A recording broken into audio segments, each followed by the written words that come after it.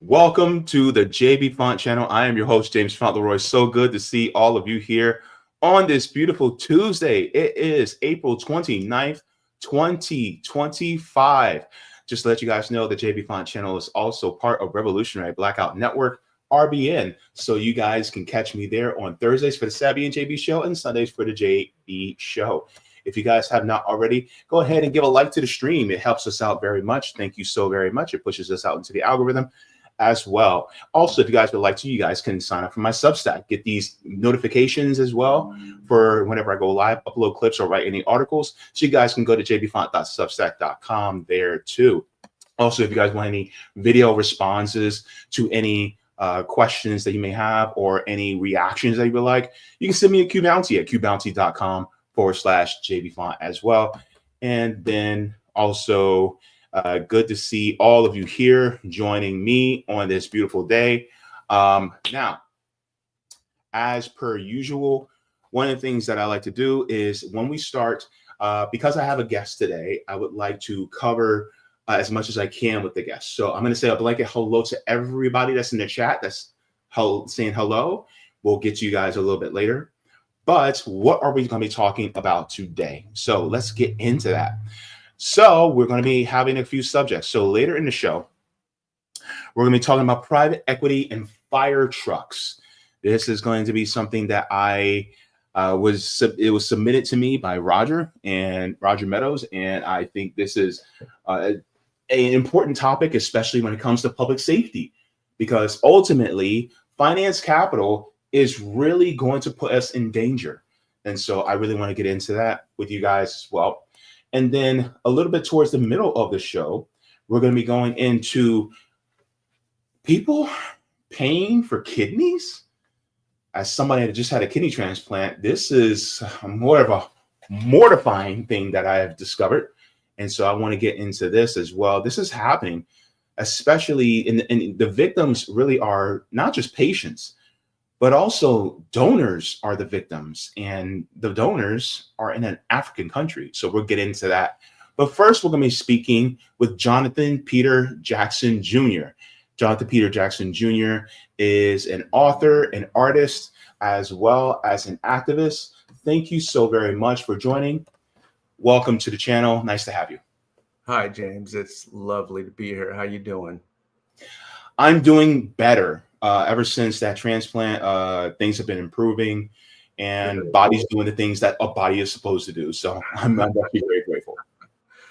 Yeah, we need to talk about that a little bit while we have our time, because I spent some time in the hospital, extended stay. So we'll get into that. Yeah, actually, back in February, and it was February 11th, I went into the hospital for a bad infection. This was before I had my transplant surgery.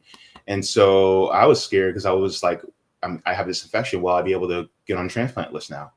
And so I was in the hospital for 17 days dealing with the infection. And so very long time, especially there are days where nothing really happens. And so they're just taking your vitals, and it's a lot. It's a lot. Well, you know, what's interesting is how time begins to shift as soon as you're in the institution. I was doing a lot of writing about that while I was laying in my bed and sort of making some connections to Soledad Brother and how time passed for incarcerated peoples. Yeah. And so, you know, you're really at that point at the dictate of the staff, just like you are when you're incarcerated. And there were times I'm writing a short series called The Cancer Diaries on my Substack, and I haven't gotten to this part yet, but I intend to start talking about how there were times during my recovery that I just didn't want to do the vitals. And so they would come in and I'd be like, no, sorry, not up for it. And I got to tell you, over the course of a couple of refusals, you started to see the power of that institution emerge. And, and by the time, you know, I didn't want to get poked and prodded. I was feeling very, you know, I was recovering from abdominal cancer. And so I just didn't want to be messed with. Yeah. But after refusing a couple times, the nurse came in and said, "Sir, we're going to have to bring somebody in here to basically hold you down while we take your vitals." And so I was like, okay, now now I understand, something like when they were coming in to snatch George, they had a policy. The inner members of the prisoners' rights movement had this running policy of which ones would refuse to come out for court. So they would pick one. So George would say, okay, Luis, you're up today. And then Luis Talamantes would say, nope, not going to court today. And of course, the response was naturally institutional. They'd come in, they'd fight, they'd battle, and you just pick a day. And so you start to see how those coercive institutional mechanisms work when you're in the hospital. Oof. Yeah. It's a heavy time when you're in the hospital. I think it's also interesting how your family and friends perceive you and how you're doing. You're communicating with them digitally, but sometimes they'll come and see you. But it's a very I found that when I left, it was almost as if, as George says, I'm 28 now and I'll be 28 when I leave these walls. I felt like that time period while I was in the hospital almost didn't exist. That it sort of took place in a completely different chronos, so to speak. Wow. Yeah, it's like for instance, time dragged on, but it also flew by. Indeed. If that makes any sense. All of a sudden 10 days are gone and you're like, right? Days are gone. You're like, what happened to that? Yeah. And being, politically where I am, I'm constantly looking at the variables and how, because one of the things I was talking to a comrade of mine, she's actually a physician. And one of the things that we were speaking about was things would actually have went faster if number one, the hospitals didn't have to deal with insurance. And number two, things also would have went faster if profit wasn't a motive. Indeed. Because a lot of times they have to go by, oh, well, how much is this and how much is that? And it's like, why do we have to go by that? I mean, it's sick help, just like out of John Q, the movie. Yeah, constantly on my mind was, how would this experience be different if I was in a people's hospital? How would not just like the flow of my care, which actually was, truth be told, it was at a very high level, and I appreciated the staff immensely.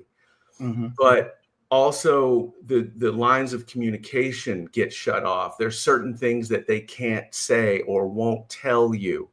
There are all kinds of routines that are built into the bureaucracy of capitalism, that are not present in a people's hospital. So I was like, what, man, next time I get cancer, I'm going to Havana. No doubt. I would really go there. I'd be on the first thing, the first aqua vessel on my way over there. I'm in Florida too. So all I got to do is drive down to Miami and right there. Brother, you're right there. When I've been there, I'm tempted every time to just pull up and go there. I truly am. Let me ask you this: advanced society. Have you ever got to meet Assata Shakur? Interestingly enough, I haven't, and here's why. Because when I go to these places, and up until a few years ago when I got sick, I was doing a lot of traveling. I don't go in any sort of official bold-faced name capacity. Gotcha. Some of that's intentional. Some of that's just because I was underground for first 19 years of my life. So people still aren't aware of my presence in a lot of cases. So it's different for me showing up than it would be for Angela or Frederica Newton or somebody like that to go. Honestly, when I go, and I've said this plenty of times to my comrades and friends, I just go to eat ice cream, which is their national pastime. I like to play baseball with the kids as I can, although, with advancing age, that becomes a little less possible. But I'm really there just to be with the people and enjoy being a member of what a truly advanced socialist society. Wow. That is my point for being in Cuba. It's not necessarily not that I wouldn't want to, chop it up with the Sada. It's not that. It's just oftentimes I get more out of just being with the people, and it may be a little selfish, but I just want to experience what it's like to live a little more free. Can we expand on that? Like, what is it like to just, once you, either if you go there by boat, if you go there by plane, when you land there, what is kind of like the feeling once you get to Havana? Is there, does it feel almost like somebody took a yoke and just took it off your shoulders? It's definitely a waiting to exhale moment. Wow. You get as Jimmy Butler said last night, not that I go around quoting class enemies, but you get your joy back.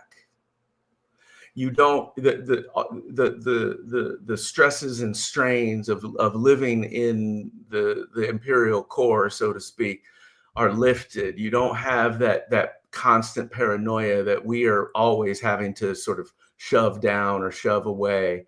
Particularly as Black men, just living in occupied territory and knowing that we can get snatched up off the street at any minute.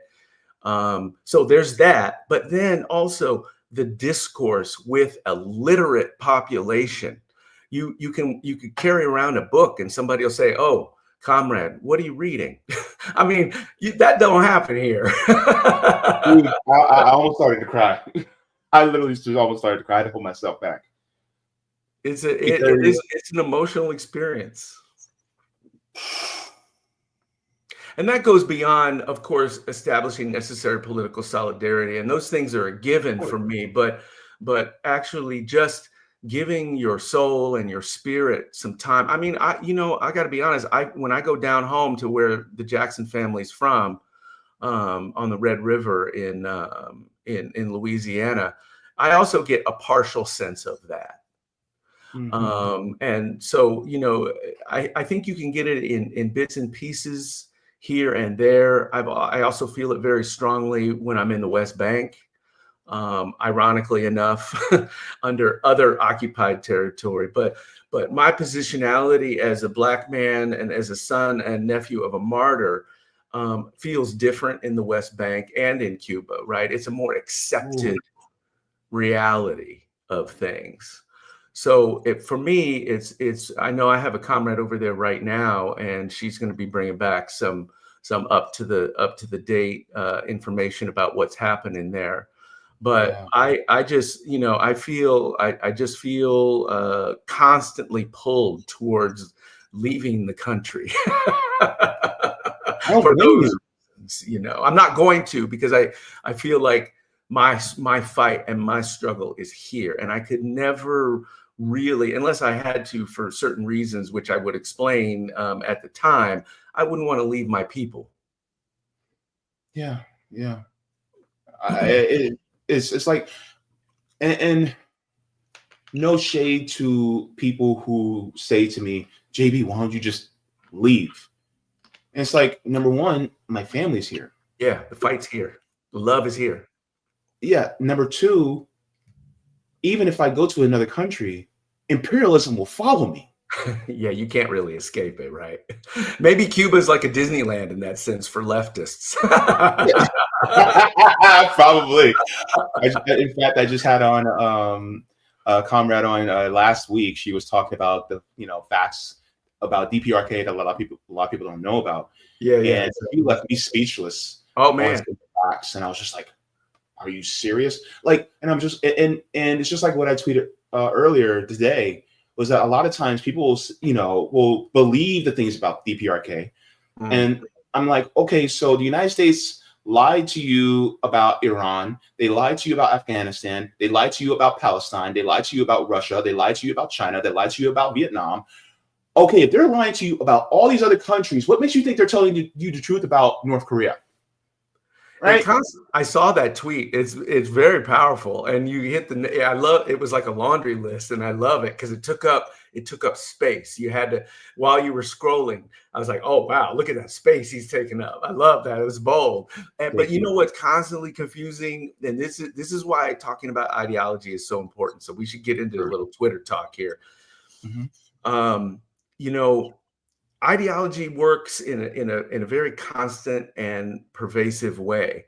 So you'll get people, you know, the classic definition of ideology is, I know that to be the case, but I'm still going to do whatever I do anyway, right? That's one classic definition. We can get into the deeper parts of it later, but so you'll notice this with Black celebrities. They'll do something incredibly fucked up, and they'll be universally condemned on social media.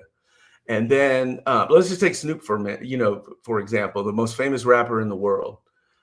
He'll do something terrible, and then his publicity department will put out something about him coaching youth league football, and he'll release an album, and the album hitting, and everybody forget it, that it's a very deft ideological maneuver that he pulls and that his team pulls. It's very effective because ultimately people will return to the things that have been instilled in them if there isn't constant contrary information to the contrary. So you'll get, you know, Kanye's. I don't think Kanye's new album is going to resurrect his image in any way, but it will pull enough commentary from people who will just follow blindly anyway, because he'll invoke the Black church, and he'll invoke all, you know, he's carrying around the Bible already, and so there'll be a tendency to forget the fascism, right? It's inevitable. And I think that those ideological operations are in effect all the time. And they are by nature unnoticeable unless people who are really savvy in those mechanisms are constantly talking about it. So it's important to bring these things up. I really love that post of yours because it sort of occupied that ideological space. And it's a wake up. Yeah, I thank you very much for that. Talk about Twitter. Let's talk about the shit that's going on Twitter real quick, because you know time is valuable and we only have. So let's talk about the gorilla. Are you up on the gorilla discourse? No, because this reminds me of the discourse about how a lot of women said that they'd rather be lost in the woods with a bear than a man, right? And a lot of men lost their shit. They were just like, what do you mean? A bear's going to do this. A bear's going to do that. And women go, yeah, I know exactly what a bear's going to do. But with a man, I don't know exactly what he's going to do. So therefore, I'd rather be with somebody who is what I expect of it, like a bear. Because a bear's not going to do anything to me in a sexual assault way. You know? So that had legs too, because it became a shorthand. Whenever a man would say something, and you don't have to scroll very long on the internet to find it, some man saying something stupid, they could just say, what would they say? The bear. It was very tactful how that evolved into the bear. So really quickly, here's why I think the guerrilla discourse is interesting and good. First of all, it was a resurgence of a little bit of Black Twitter, the traditional Black Twitter, which we all know and love, which we don't get enough of these days. Yeah. But so the scenario is this: could 100 Black men take one gorilla, right? And then the debate ensues, and it becomes viral, and everybody's talking about it. What I find interesting about it ideologically is that the gorilla is immediately placed into this separate realm of symbol. The gorilla becomes unnatural in a way. It's not a real gorilla. It's a symbolic gorilla that sort of lives in the symbolic register, right? Sure. And then the 100 men are also sort of raised into that symbolic. So we're not really talking about an actual fight. If we were really talking about an actual fight, I think it's case closed. As I tweeted, I would say you take 100 NFL linemen whose average is 6'6", 250 pounds, and you surround the gorilla with 100 linemen. The gorilla is 500 pounds and incredibly strong, and it's case closed. It's game over. But the gorilla in a symbolic register, because it is like a superhero, right? It's like it doesn't even really exist. And I think it's an example of a really sophisticated ideological discussion that happens in a common way. And people are very incredible. If you put this conversation in the 80s, I don't think people could even handle it. I think social media has brought on this incredible level of sophistication that we have the ability to talk about things in an abstract way that would pass in any philosophy course, actually. So Yeah. I actually celebrate those moments of like, wow, people, you can take, in other words, leftists can take these tools and apply them to radicalism and sort of people are sophisticated enough to talk about these things. We just have to get them there. That's our job. And that is at least my mission. I think should be the mission of a lot of leftists. There was another, I can't, we have to talk about this kneecap thing, the statement that was made late last night or early this morning. Now, I don't know Kneecap. Kneecap is the Irish rap group. I think it's a hip hop group. And they came on by wearing those masks with the shiesties with the Irish colors on them. Okay. And over the last, I don't know, 6 weeks, they've become sort of, you've seen them more, let's put it that way, mostly for their Free Palestine statements, anti-imperialist statements, and they were becoming very, very popular. Last night, early this morning, they issued this incredible statement that they go along with some leftist platitudes, and then about a quarter of the way through, they say we are not, have not ever supported Hamas or Hezbollah. Okay, and although I've never heard their music, I felt compelled to sort of condemn that statement because the one thing that a leftist cannot and should not ever do is renounce solidarity. It is just basic building blocks 101. And actually, when somebody pushed me on that and said, hey, listen, they're probably just trying to avoid terrorism charges or what have you, my response was quick and to the point. I said, honestly, I would just take the charge and fight it in public court. You cannot renounce solidarity. It's just not done. They, simply leave it out. If you have to make a statement, leave the condemnation out. It is unacceptable, and they're going to face long-term consequences because of it. I mean, imagine this, James. I'm up against it with the powers that be, and they're trying to bring down charges on me.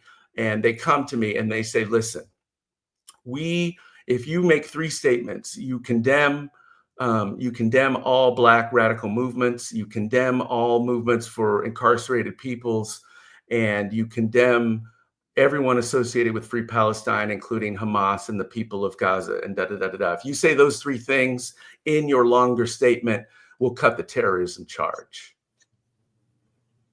Now, wait. Can you imagine? Even in my wildest nightmares, I cannot imagine ever making that statement. I'd take the charge. I'd say, let's just battle it out. Yeah. Well, that calls into question one's integrity, right? It's like, for instance, who am I to tell an occupied people how to resist? I have no right, right? Just like many people, particularly white people, did not have a right to tell Nat Turner how he should resist his slaveholders. Indeed. I dare you to do it, because you would lay it out on the floor if Nat Turner got word of it, right? And so the thing is like, they're literally an occupied people. They're experiencing, apartheid, which is just basically Jim Crow over there. Indeed. And so we know how bad it is. And we're going to condemn them for resisting that? or And pull back support, which is in some ways even more devastating. While you're trying to build a movement, you've got people who are up front, who are taking slings and arrows, and now all of a sudden they're like, well, no, we're not going to take any more slings for you now. We're going to pull back and and withdraw our support. And especially if it's white folks, yes, it makes it worse, because there's already a profound distrust of white people from oppressed people of color. All right. And the track record is indisputable about why. Okay. But when there, and that's why you see that's why you don't see Black participation in radical movements right now. There's kind of a wait and see attitude as far as when I talk to folks, right?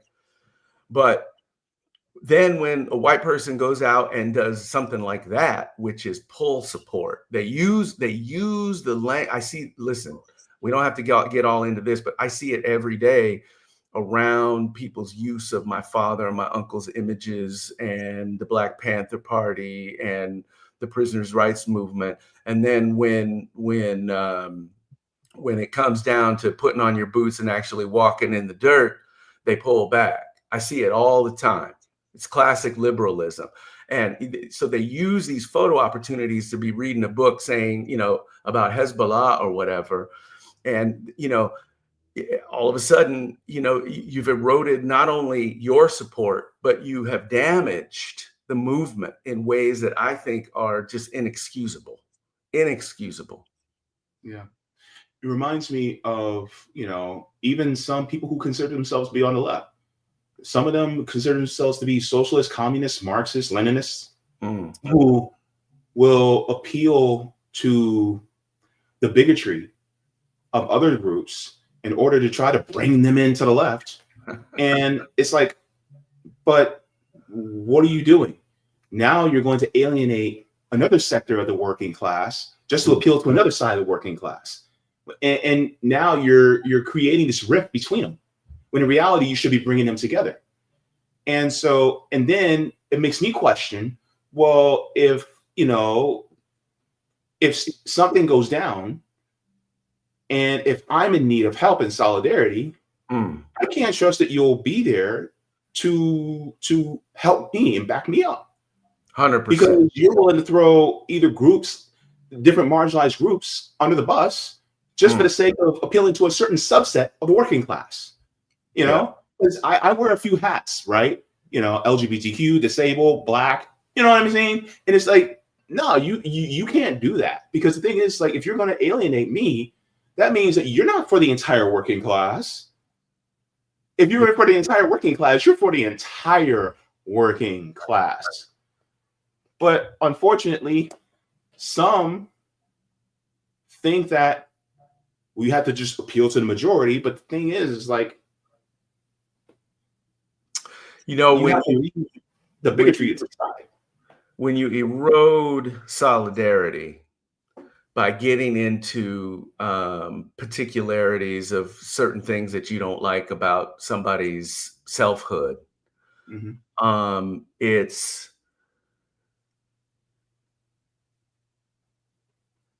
all the things that it obviously is. It's counter-revolutionary. It's a profound misunderstanding of leftism and progressive politics. But really, what you do is prevent people who otherwise would feel comfortable in action from acting.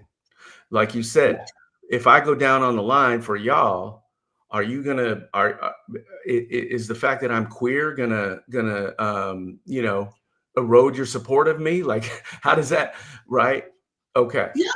And I feel it both in the queer community and the disabled community every day online. That people don't feel as if they're going to be accepted in radical leftist movements. Yeah. And so so people put up extra walls of defense, and they're on hyper alert for anything, hence the sort of exercises ableist bullshit. They put up extra walls of defense and have these knee-jerk reactions, which is, of course, what the powers that be depend on, right? They depend on that. And one of the things that I'm writing about right now on the Substack is an analysis of this interesting book about the right wing and evangelicals in the United States. And I said yesterday somebody posted something about how leftism hasn't prospered because of the Democratic Party's determined undermining of it, right? It was a very popular statement. But I think in many ways, as I said, it's a partial truth. We have to understand that the evangelical movement and the right-wing movement conducted, for 75 years, they conducted a very tactful, deliberate, studied movement towards power. And guess what? They won. And we need to analyze how they won. But really, I'll just break it down for you right away. They put aside all of their sectarian and partisan differences towards one goal: white patriarchal power. All of their little squabbles that they had, and they had a lot of them, they kept them under wraps or in meetings, and they did not put on a front of any kind of sort of, bickering, right? And they essentially, it was a winning strategy. They took power because of it all the way through Eisenhower, Nixon, Reagan, Bush, and of course Obama didn't help because he gave them a much needed sense of embattlement, which is what they were trading on at the time. And then obviously they rode their hero Trump into office, right? So the left has to learn from that. The left needs to take lessons from that right-wing victory and apply it in certain ways, so that we stop the identity-focused bickering. We stop the holding everyone accountable for every single word that they say, and understanding that people change in their political positions, people evolve in their political positions, people say dumb shit. But if you are a recognized leftist, I mean, look at anarchists, right? Like, so, there's, from the beginning of Marxism, there's been a squabble with anarchists, right? I don't really see that. I don't really understand it. I never have understood it. I like a lot of what anarchists say, but they are brothers and sisters in the leftist struggle. Coalitions have to be formed around that, rather than bickering in public about it, because those can get pretty nasty at times. We need to be a lot more focused and a lot more strategic. Hence, the complete lack of leftist leadership in this country, the complete lack of leftist organization at a national level in this country. Yes, we have pods of organizations, but guess what? Those pods aren't meeting each other. Nobody is coming. And I'm going to tell you something. If we can't organize over the next little couple years that we've got here, of severe oppression, we're going to have trouble organizing at all. I mean, now is the time. But these groups aren't meeting, as far as I know. I haven't seen any national spokespeople for sort of the more radical leftist position. And it's because people are concerned about solidarity at the end of the day. I'm not sure about solidarity at the end of the day. I don't know if the people got my back or not. I'm in a lot of those categories that you're in. And on top of that, I have to deal with being light bright. So I don't, when I'm going out there speaking like a black man, I don't know that I'm not going to be attacked by these black groups who have, issues around race. I mean, I'm free to have those conversations, but until I've had those conversations, man, hey, I have that wait and see attitude myself right now, to be honest. Yeah. It's like, it feels like, especially those of us who are marginalized, it's like, we're like, okay, we got to wait and see if they're actually going to stick with us or not. Because if not, then we have to preserve it. It's almost like a self-preservation move. We have to wait and see so that we won't put our neck out there and then we get chopped off. And so, we know we have to survive, and we're Black people. That's our main skill. We know we can survive it. Yeah. We've been through a lot worse. Yeah. And we are going through, bad shit every day. Mm-hmm. So we know we got that covered. But in terms of stepping out and challenging the man, it's kind of, there's that scene in Superfly where the radicals come in and he's like, motherfucker, when you're on the front line, you give me a call and let me know and I'll be there. But until that happens, we gotta wait and see, because the left is a rudderless ship right now. We've got a lot of people on the boat. Okay, we got a lot of people on the boat, and more than we've had in a lot of years. I've seen people be more interested in Blood in My Eye and Soledad Brother and the Black Panthers than in a long time. But we don't really have any mechanisms to steer. We're lacking somebody at the wheel, and we're lacking the rudder. We're just all on this boat, coasting around in the tides, like, letting this tide and that just float us around, right? There's no real direction. So for that reason, maybe I would like to sit down with Assata. Yeah. Maybe it would benefit. But yeah, man, it's let's get into some history. You want to talk a little bit about George and a little bit about radicalism at that level. Let's get into that. Yeah. As many people probably are finding out, that George Jackson was your uncle. Sorry? Indeed. Yeah. And so he wrote this book, and I actually read it on my channel, on my Rockfin channel. The reason why I didn't read it on YouTube is because, to me, as I was reading it, I was like, this is a little too spicy for YouTube, and I might get deplatformed. So I was like, let me be careful and read it on Rockfin. Unfortunately, my Rockfin, I don't know what's going on with them. They took my platform away. That's a whole nother conversation. But one of the things that I actually wanted to ask you about, out of the book, right, is it starts on page 71.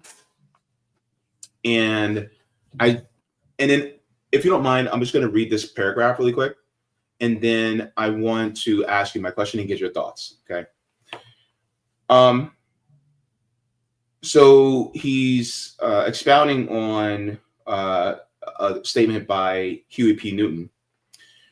And he says, in following the strategy, we at once fill a very real vacuum that has already existed in the Black colony, brown and poor white too, where the people are not being fed, clothed, provided with adequate medical treatment or transportation facilities. This will create a consciousness that comes from the introduction of people's government. It will help the people to understand the force and energy of revolution. Quote, we are organizing them around their needs, end quote. We will not distract them with such empty questions as who will be elected from which political party.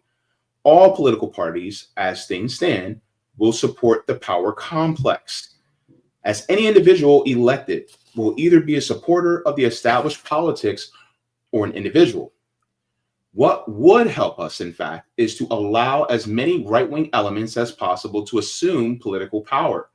The warnings that our thrust towards self-determination will bring on fascism are irresponsible, or better, unrealistic.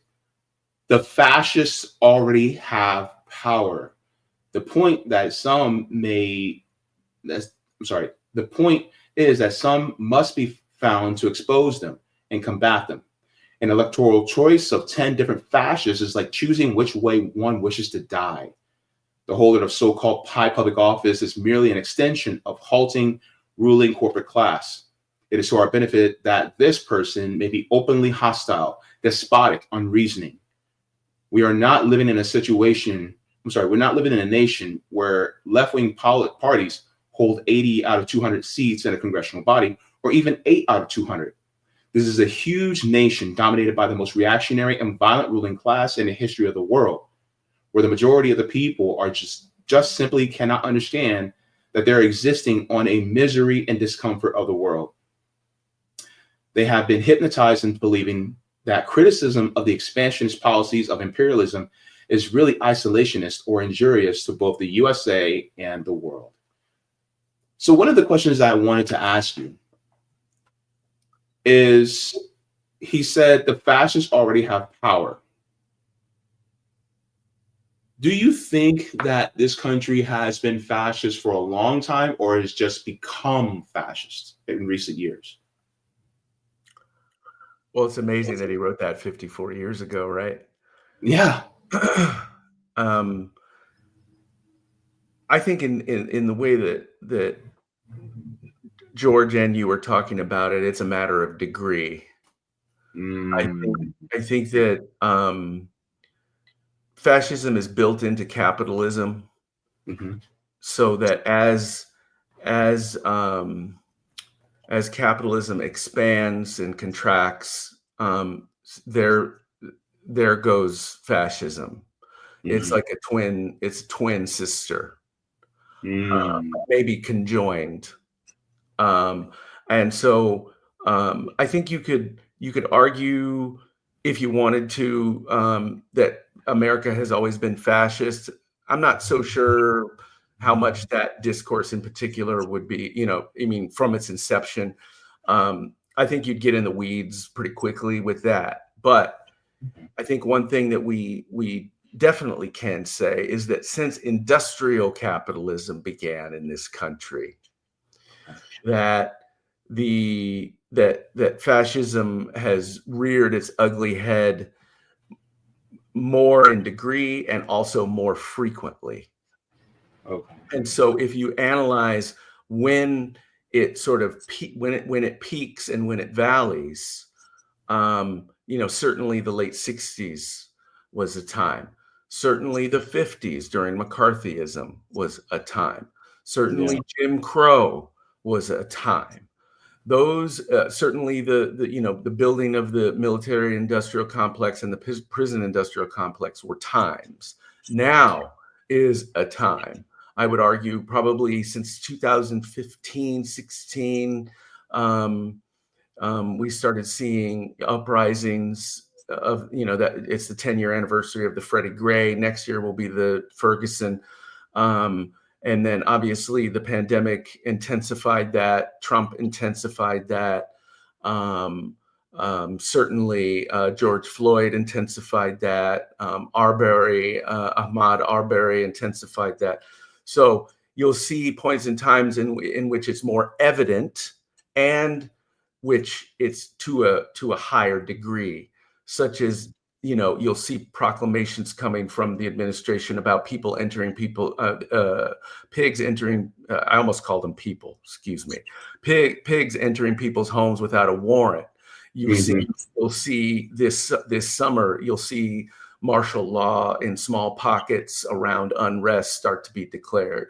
You'll see protesters being shot. You'll see. And so we are in a highly fascist period right now that I think George is speaking to when he's saying, yes, it's always been this way, but when we let the right wingers win, we see it more intensified. And there's a lot of opportunity to form coalitions and solidarity and advance during those periods, where in other periods people are a little more asleep, like during the Obama years, right? Like we weren't all asleep, but particularly speaking to my community, a lot of Black folks went to sleep during the Obama years. Oh, well, it's all good.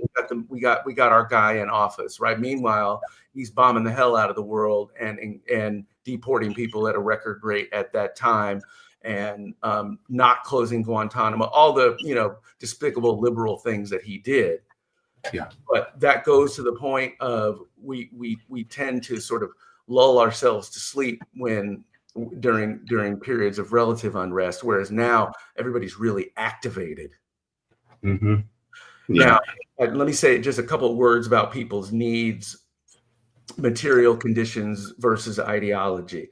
I think it's really, really important to understand that right now, material conditions for revolt, unrest, and even the big R word are ripe. Okay. You've got people with food insecurity. You've got homeless. You've got people's medical bills being basically unpayable.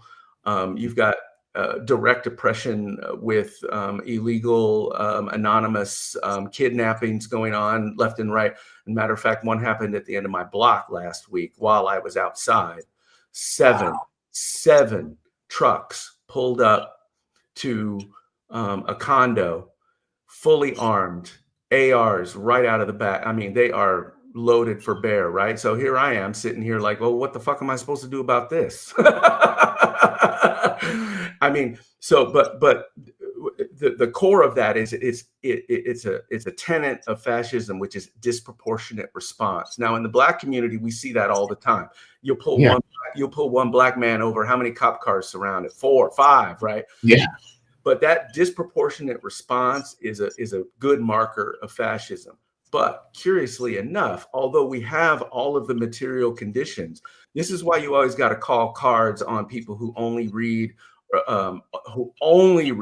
Marx and Lenin, declare themselves a leftist, and then try to analyze the current situation. It's not valid.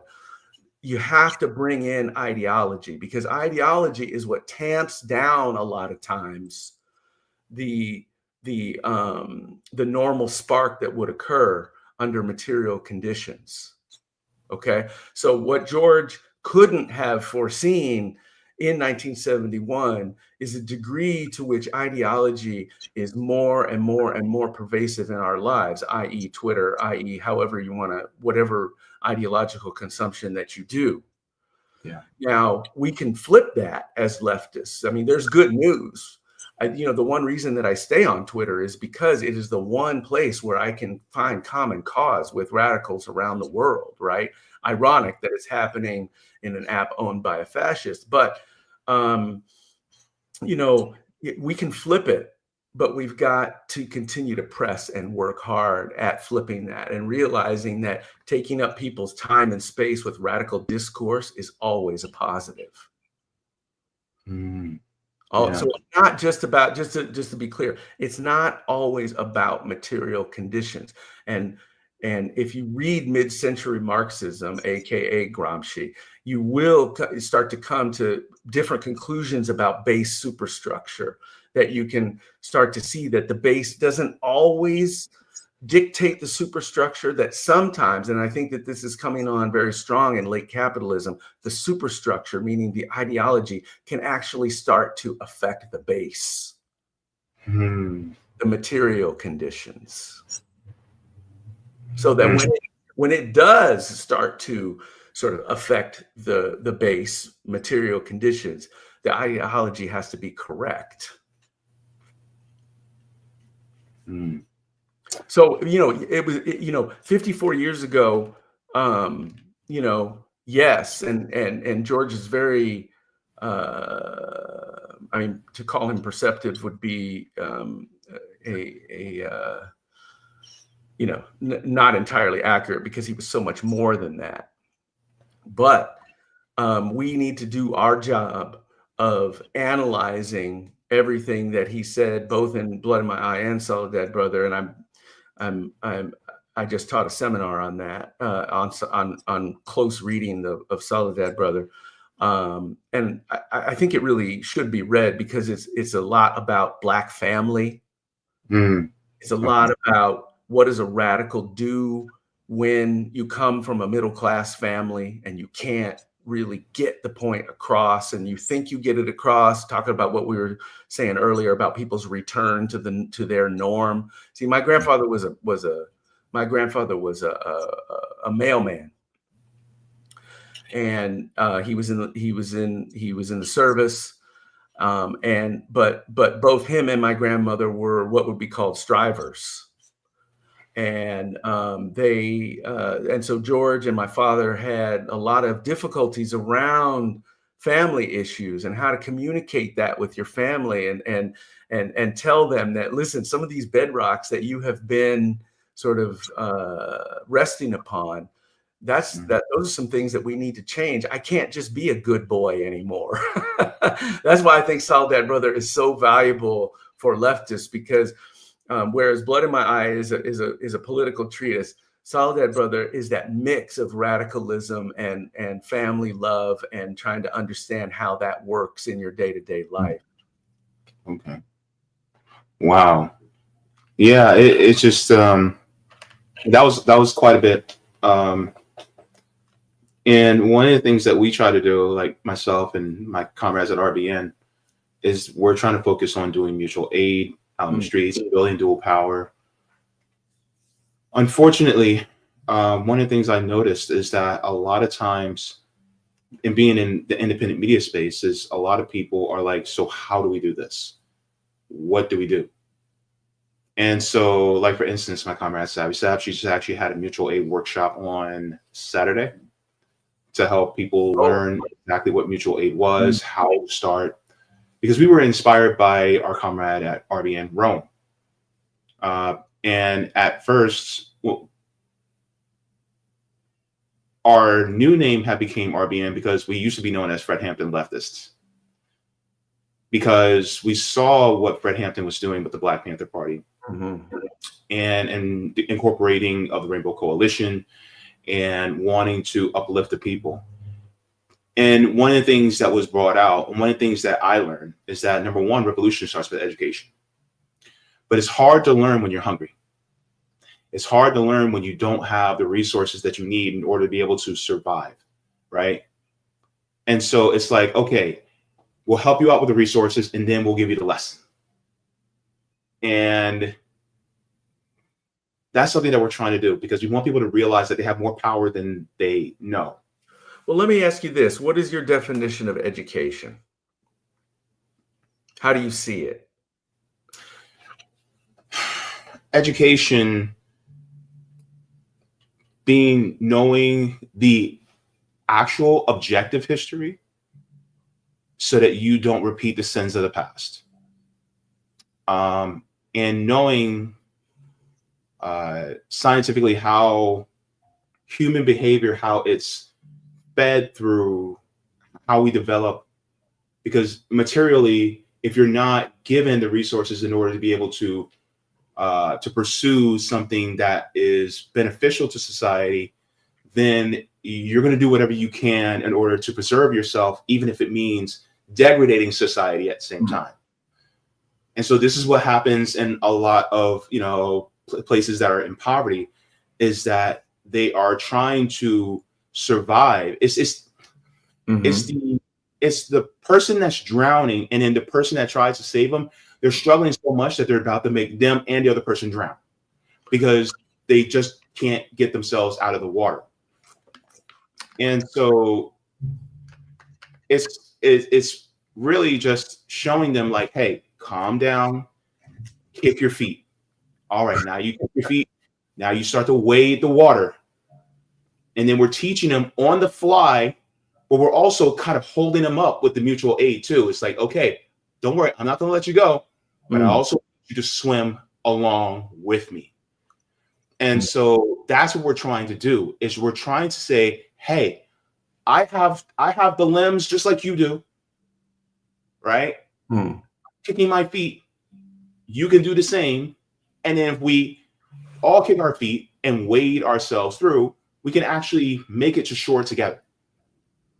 And I think that's what the education is it's a means to preserve ourselves despite the capitalist system, but to help move us so that we can get to a point where we no longer have to survive, but now we can start to thrive. I don't know if that is a really good explanation, but it is. And let me add to that a little bit and try to help, because I have some understanding of how George and his people did their educational phase. And it was mostly like Gramsci. They did it on the yard mostly. That's how it began during their period of exercise. Okay, so you got to catch people when they're ready for it. Number one. True. Number two, they asked them one basic question. It's the Malcolm X. It was the same question that was posed to Malcolm X. And I find it to be a very powerful question that doesn't put too much historical weight on people, because I think people perceive history as heavy. Yeah. Especially when they're struggling, because everybody's struggling right now, but people who are literally struggling to eat and be housed, and live their lives, are feeling all that extra weight. And so when you start talking to them about history, I think sometimes that can be heavy, but you can still get to it. But I think you can get to it with a basic, clever question. This is the question that George hit everybody with, and realize okay, so let's set the scene. You're sitting in a prison yard, guys, jacking up weight, playing basketball, talking shit, whatever. Here's the question. Why are you here? And remember, in Malcolm X's autobiography, it hit him like a sledgehammer, because they didn't come at him with all kinds of religion and stuff right away. Why are you here, brother? Why are you incarcerated right now? Why are you homeless right now? Why do you not have enough to eat? I'm not talking about, well, what happened was. I'm talking about why. Now we can start to get into what I call, and not just me, but raising of political consciousness. Yeah. Because if you're aware of the whys, then you can act accordingly. And you don't necessarily feel, because we know that people in struggle, those conditions are ripe for a radical viewpoint, because the system's not working for you. Yeah. The institutions that are supposed to have, protected you, those don't work. So you already know that intuitively. What you don't know is why. And if political groups and leftist groups can just bring that easy question into the discourse, do you know why you're here? Do you know why? Let them answer. Hear them out up to a point, unless they get into the, well, what happened was stuff. But even if they do get into the what happened was, because, I do the same thing. Well, what happened? I do it constantly with my poster right now. I'm just having a hell of a time with, well, what happened was. But the thing is that even behind the, well, what happened was, there are ways in which you can answer that in a politically savvy way that will raise their consciousness above what it was 10 minutes ago. And that is where you start. And then when somebody comes back, you raise it again. Well, listen, what we were talking about before, it still applies. Now, let me run this down on you. And so in this way, a lot of people don't understand how George built the movement that he built, George and W.L. Nolan. W.L. Nolan was the man who gave George that moment. George went in as a rascalish hardhead, okay, ready to tear down the, whatever he had to get what he needed. And W.L. Nolan asked him that question. Do you know why you're here? And George probably went off on some. Now, I never talked to W.L. because he was assassinated, but I've talked to enough of George's comrades to understand what happened. Once George felt that spark, he turned his natural intellect into finding out the deeper question of why. And that, in many ways, is what we're witnessing in his writings. So we can all raise the boat a little bit, a rising tide raises all fortunes, right? We can all do that, but we have to ask, we have to bring people into some sort of political consciousness to do that. And sometimes I think that does involve history at a slightly advanced stage, but you sneak it in because, of course, embedded in that question, why, is the historical question ultimately. Yeah. So that's what George did, and that's what I highly recommend, is why are you here? That's a really good point, because it makes them wonder, is it all my fault as to why I'm here? Well, the system wants to tell you that, doesn't it? Yeah, because it makes me think about one of my favorite phrases that I found it last year, and the phrase I think I'm gonna paraphrase, but it says, if a flower doesn't bloom, you change the environment in which the flower grows, not the flower. And the problem is you have millions of flowers that are not blooming in this system. And it's like, why aren't you growing? And then they'll start talking about, a lot of times we're hammered in the head, oh, personal responsibility, it's all my fault.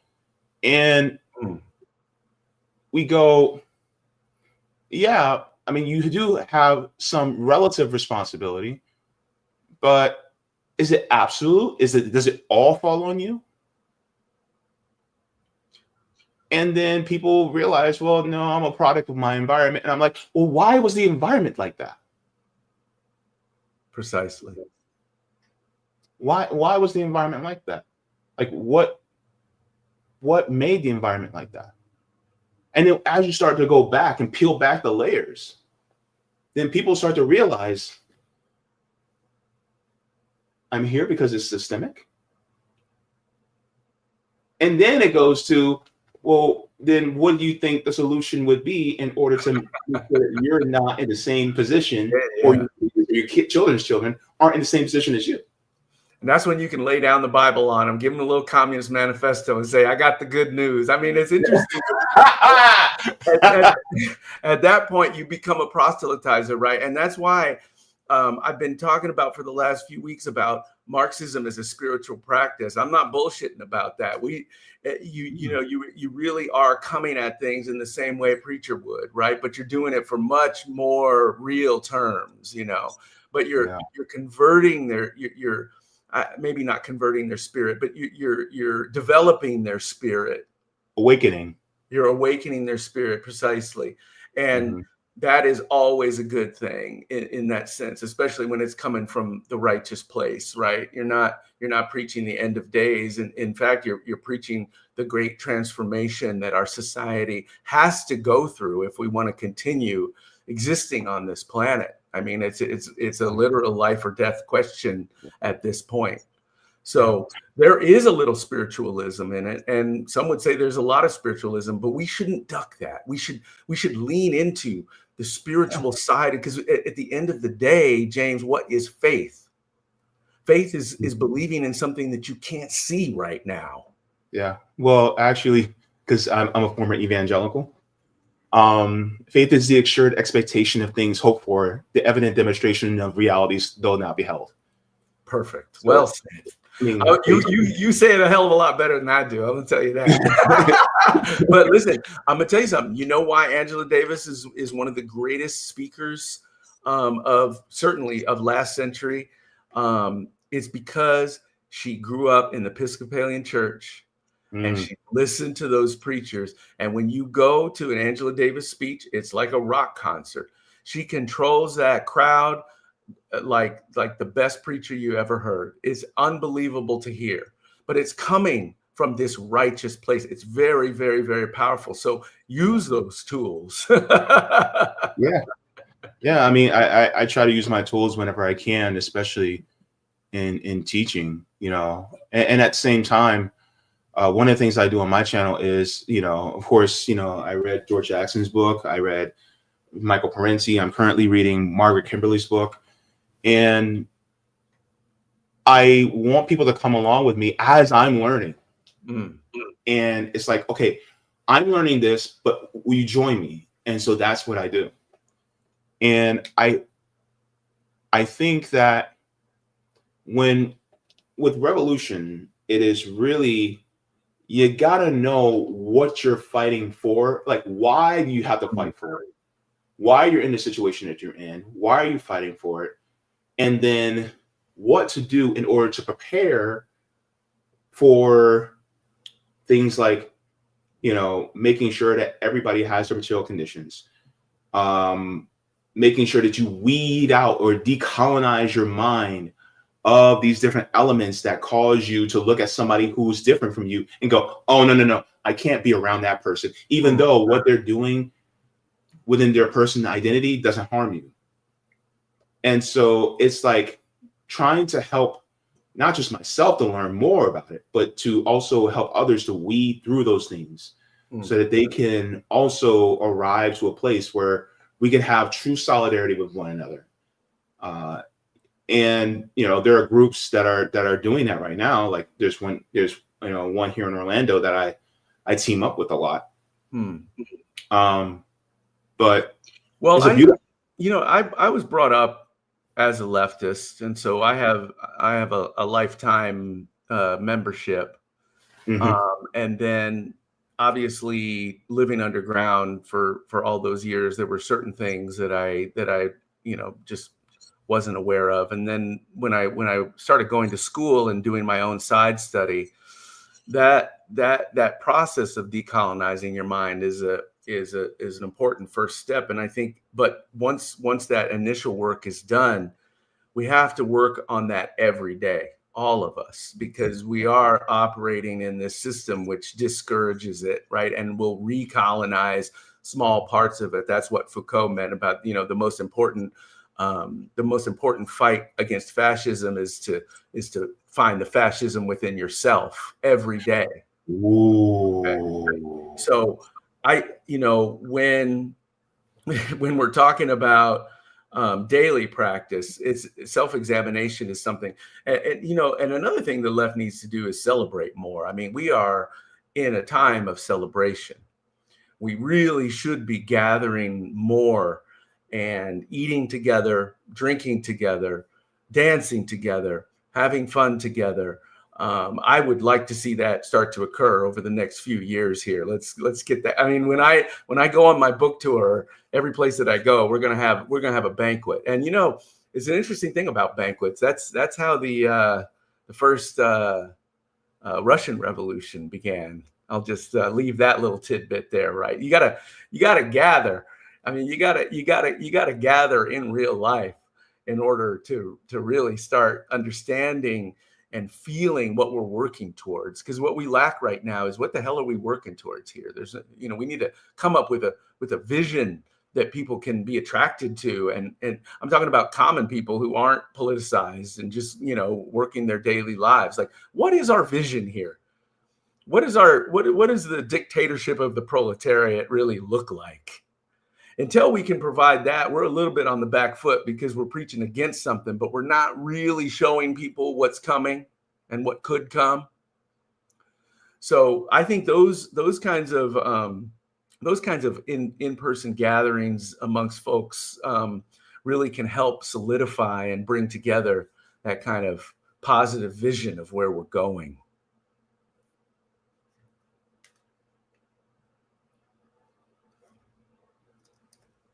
You're absolutely correct. And that's why I look at it like, because me and another comrade, we talk about this all the time. People need to get outside and touch grass. Indeed. Because hug a comrade. Sleep with a comrade. Let's have sex with a comrade. I'm kidding. But my thing is like, if you're not breaking bread with these people who you call comrade, then are you comrades? Telling you. If you're not, like, for instance, I'll be in about 6 months, I'll be free to travel across the country. You don't think I'm not going to go to St. Louis? I'm sorry, the Kansas City to visit my comrade Nick? Or I'm not going to go to Detroit to visit Rome? Or I'm not going to Boston to visit Saudi? Are you crazy? I'm going to go to a Red Sox game with my homegirl. There's nothing like that Midwestern horse sense. Let me tell you. We come from the Jacksons come from the Midwest, from the South. Okay. And just to drop a little tidbit on everybody, that's where the title "Blood in My Eye." Do you know where that is? It known where that comes from? No, I don't. But please tell me. All right, let's tell you. This will be a little. I haven't ever talked about this before, so it comes from my grandparents, Georgia and Lester, and they had a. They were really enlightened people, and they were always dropping. As Black people do, they'll drop little tidbits of funny little tidbits of sayings here and there. And one of the things that they always used to tell George. When he would come home all scraped up or whatever, doing what he did, is son, you can't even see for all the blood in your eye. Wow. That comes from Chicago. Wow. Yeah. West side of Chicago, Cabrini Greens, which is where my father was born. Doesn't exist anymore, but I try to write a little bit about that in the memoir. But so that title basically is a refutation of that statement, and at the same time recognizing it. Right? It's just like, well, actually, I can see. And I think that he's arguing that the specific reason that I can see is because of the blood in my eye. It's because of that struggle. That's what allows me to see what otherwise I wouldn't be able to. So that's the etymology of that title that I hope people can understand and think about a little bit.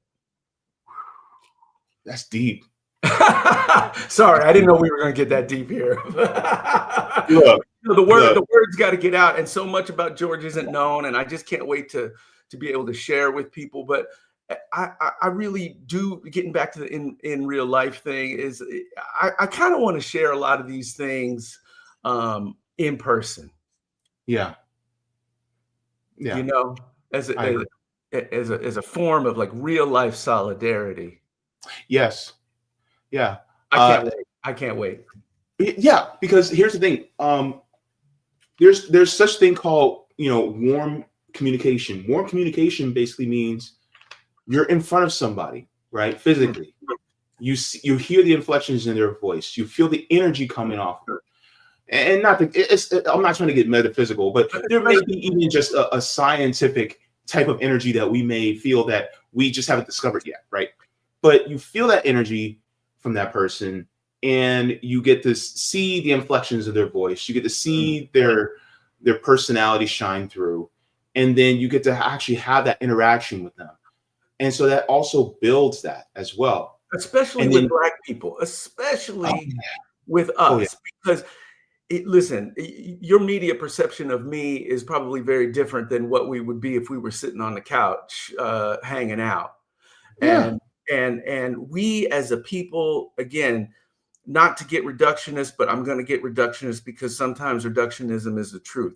We as Black people communicate on a spiritual, in-person level. And perfect example. Somebody is doing some crazy stuff.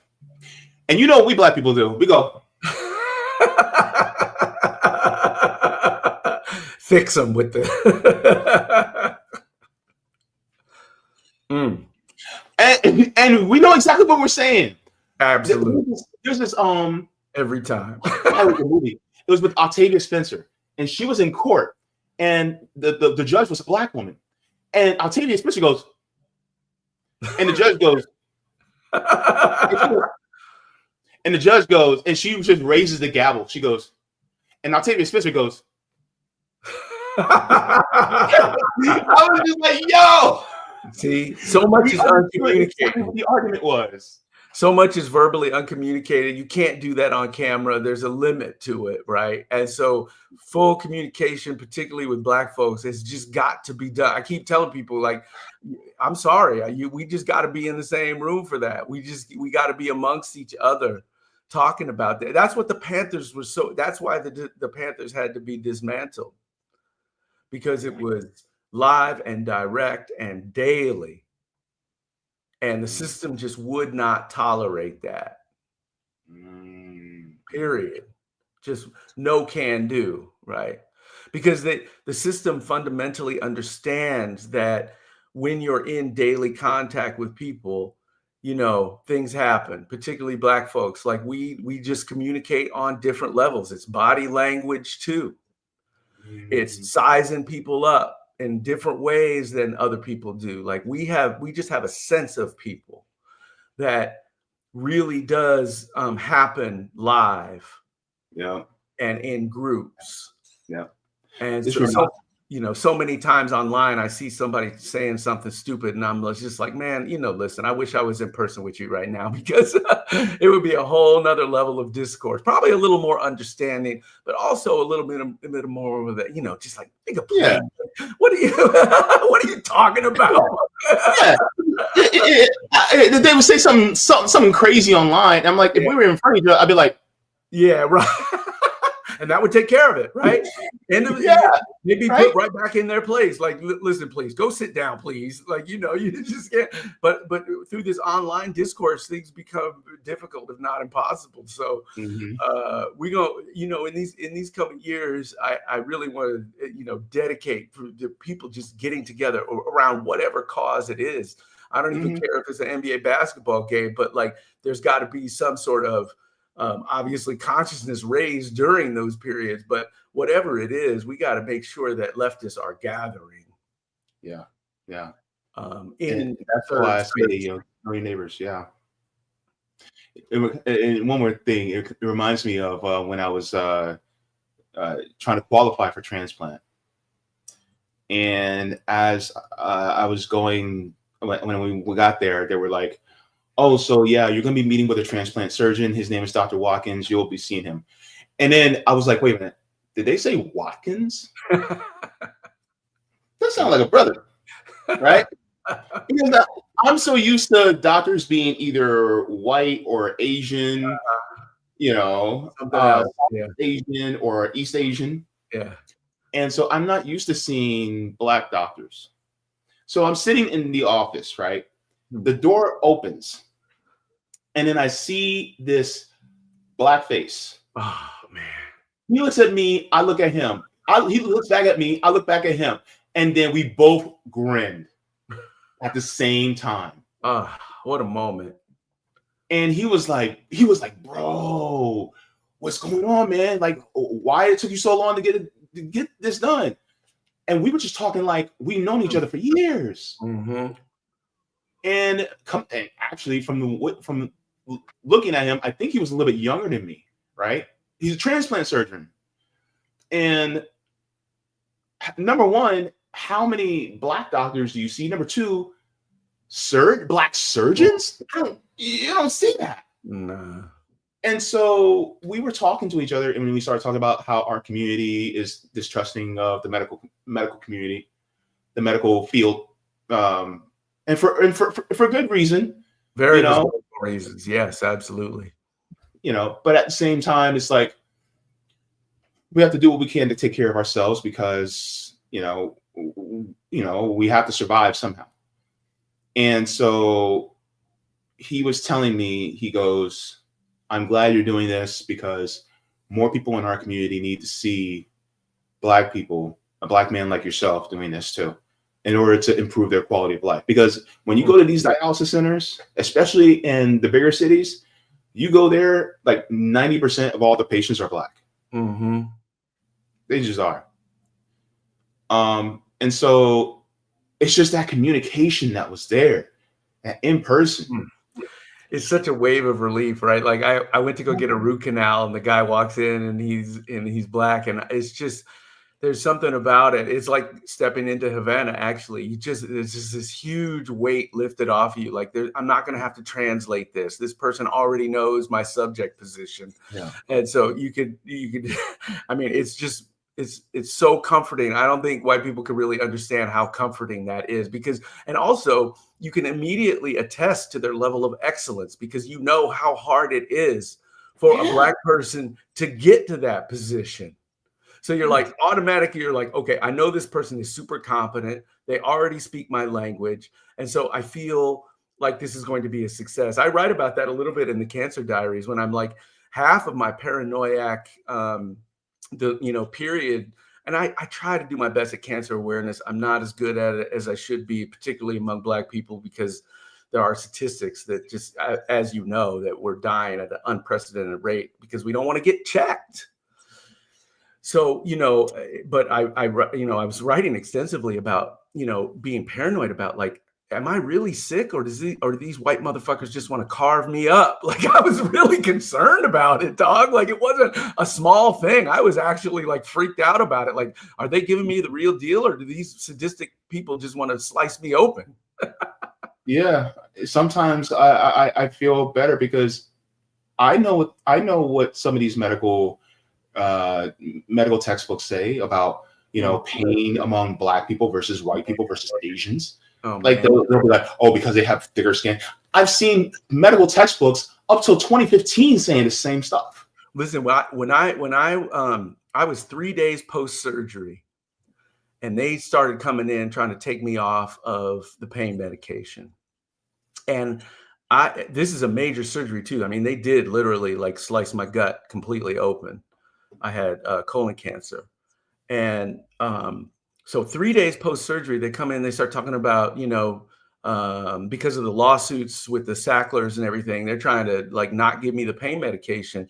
And I got the distinct feeling that as I was protesting that, there was an insinuation that I was like, weirdly enough, drug seeking, right? Which is absolutely insane, right? But here you are, you're on a bed, you can't move, white people all around you, and they're telling you, hey, this is, we're going to put you on tramadol. And I'm like, listen, 3 days post surgery, that's a little soon, isn't it, doc? But again, you're not talking to a black physician.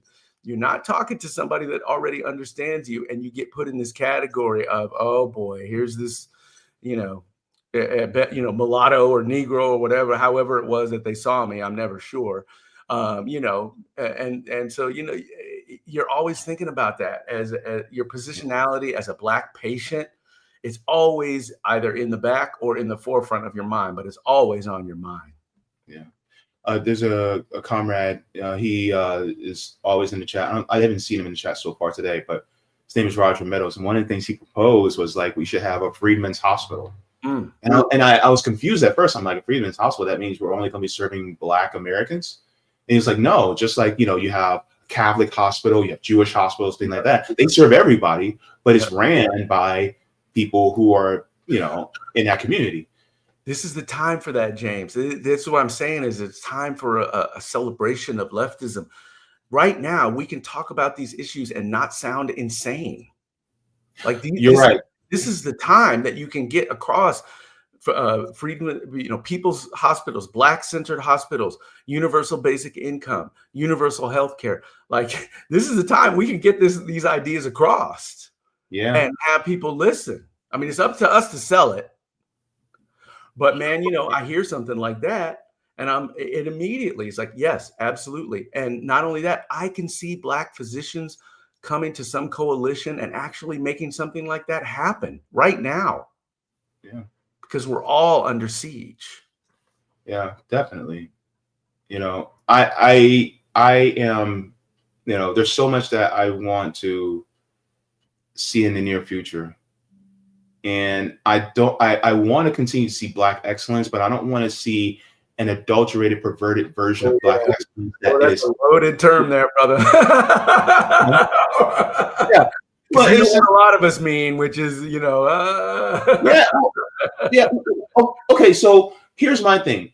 When I go to someone who is not on our political end of the spectrum, and I say, what is Black excellence? They'll start pointing to people like Jay-Z, Beyonce, Rihanna, Byron Allen, Tyler Perry, what have you. And I'm like, is that really Black excellence if they're, exploiting other people, including people of their own race?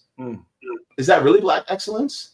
Or is it, because it seems like Black excellence in their mind is being more like white people. Yeah. Not white people in general, but really the white supremacist nature, right? It's like achieving in that realm. And I'm like, I don't want to achieve in that realm, because that means that I turn my back on my people. Black excellence is establishing a Freedmen's Hospital. Yeah. That's Black excellence, right?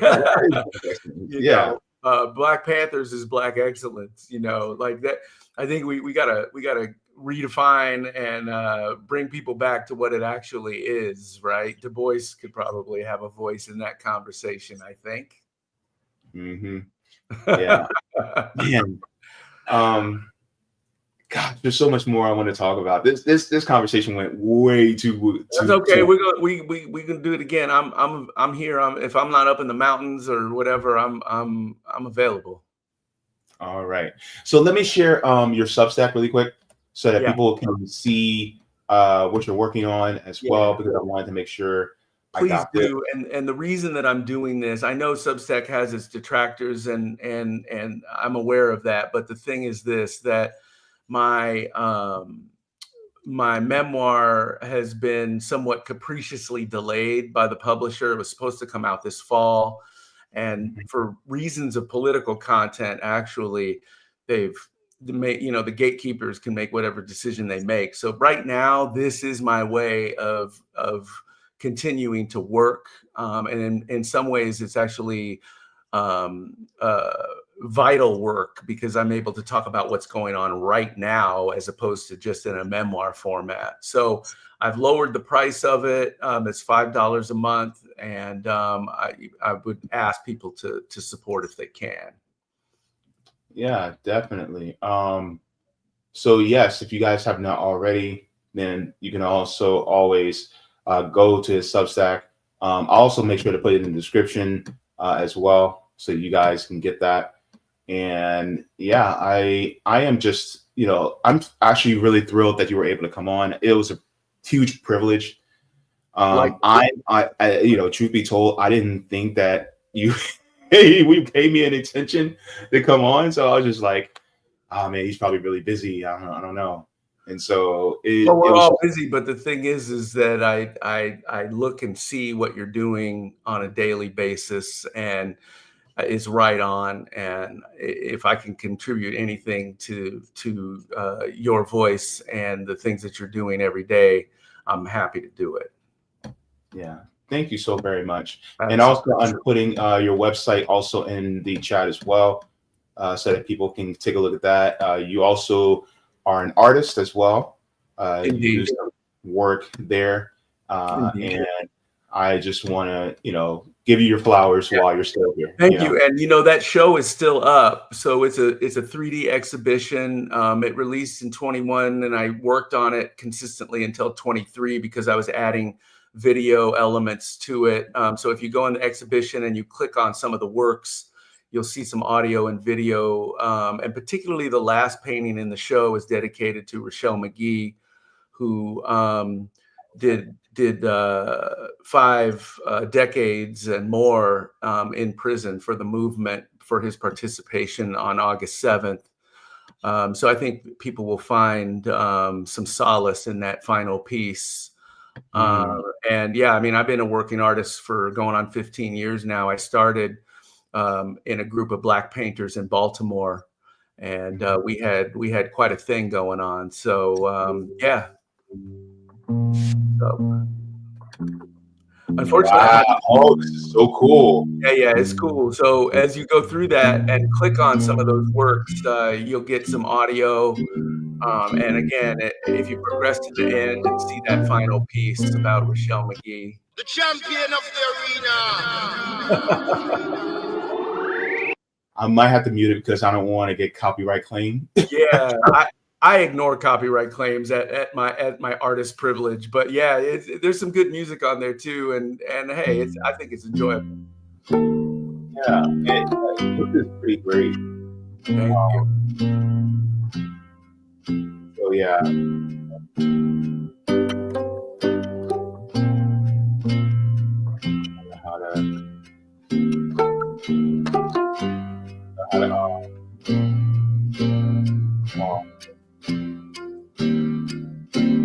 So ultimately, I want people to be able to see this type of work. Thank you. Because one of the things that I also am comrades with, their a studio called Right Brain TV. They actually curate a lot of they're filmmakers as well, but they also curate, and they have a streaming service that brings movies from countries from the global south, especially. They'll do North Korea movies, Cuba, Laos, Soviet movies, things like that. I don't see nearly enough of those. So yeah, I'd love to see more of that. Yeah. And they host a lot of, and they're very liberatory minded, meaning that they focus on liberation of people who are oppressed. Right now, they are going very strongly, in upholding people who are Palestinian for, the fight that they're doing against Zionism. And, one of the founders of it L right brain is actually Jewish. And so, they have been on this channel multiple times. And I think that art is one of the most beautiful ways that we can actually help each other to learn more about coming together and doing more for our communities and just understanding each other. Like, for instance, Asada Shakur in her autobiography was, she wrote poems. Mm-hmm. And so those were quite profound as well. So I just want to also take my hat off to those of you who are, in the work of creating art that also helps us to be able to get through this system and push forward to something better. Indeed, it's not an easy life, but it's definitely a rewarding life as an artist. So thank you for that. Yeah. So can you let people know where they can find you and what you have coming up next? People can, I'm chronically online right now. So between that and my Substack, and editing this memoir, that's I got my head down a little bit, just doing some editing, but I'll be out more this summer. I hope to visit plenty of, particularly, actually even before summer, I'll be going on to some campuses and meeting with some student groups and talk about tactics and how resistance can be conducted. So I'll be out there, but most of the things, like I said, will just be online on the socials. I'll let people know where I'm at. All right. Thank you so very much, Jonathan Peter Jackson Jr. It was a privilege. It was an honor to have you. Likewise. Be well. All right. Thank you. Bye-bye. All right, folks. Look, I'm going to tell you right now, that was only supposed to be about a 45 to 55-minute conversation. But it went so well, I was like, you know what? Screw it. Let's just keep going. Because I was like, let it ride. Just let it ride. And so I'm quite happy that I did, because there's a lot of information, a lot of wisdom that you can glean from someone like him. And I'm just proud that I was able to have this conversation. And I cannot wait to have him back on in the near future. So what do you guys think? What do you guys think about our conversation? Did you have any input, especially in regards to different subjects that we talked about? There's some things I actually wanted to get to, but I wasn't able to due to the sake of time. But which is always the next time, right? If you guys have not already, do me a favor. Go ahead and like the stream. Thank you so very much to all of you. And let's do this. So I'm going to do a shout out to the patrons, and then we'll get to the comments in the chat. Is that okay? All right. So here's what we're going to do. We're going to go over the tiers. Let's go over the tiers. All right. So here's a shout out to the patrons on Patreon. Here are the tiers that we have here. Oh, I rhymed. We have Mega Jaybefaunters, Super Duper Jaybefaunters, Super Jaybefaunters, Jaybefaunters, Comrade, Solidarity, and JB members. And a big thank you to all new future members. It is deeply appreciated very much. Thank you so very much. And by the way, just to let you guys know, my channel is demonetized. So if you like to support the channel, you can support via Patreon or PayPal. And just as an announcement, like last Saturday, we have reached 5,000 subs. So thank you very much to everybody. I know I did a stream about that, but I just want to thank you all again for, believing in me and believing in this channel. It means a lot. And so the fact that we're able to do this and to continue to inform and inspire and encourage and activate, well, it makes me proud. So thank you. All right, so let's get to the comments in the chat. Say a few hellos. How you doing? And let's get into it. Oh Lord,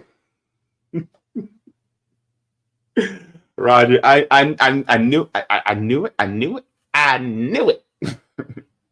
I knew you were listening in the background, and your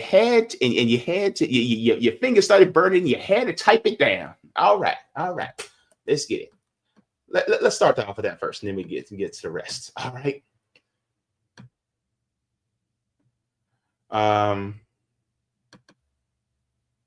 Whoa, that was a lot. Okay.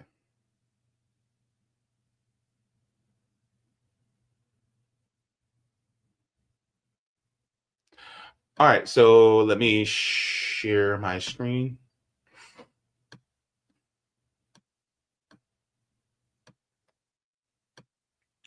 Okay, so Roger says, sometimes it is important to look at things from another perspective.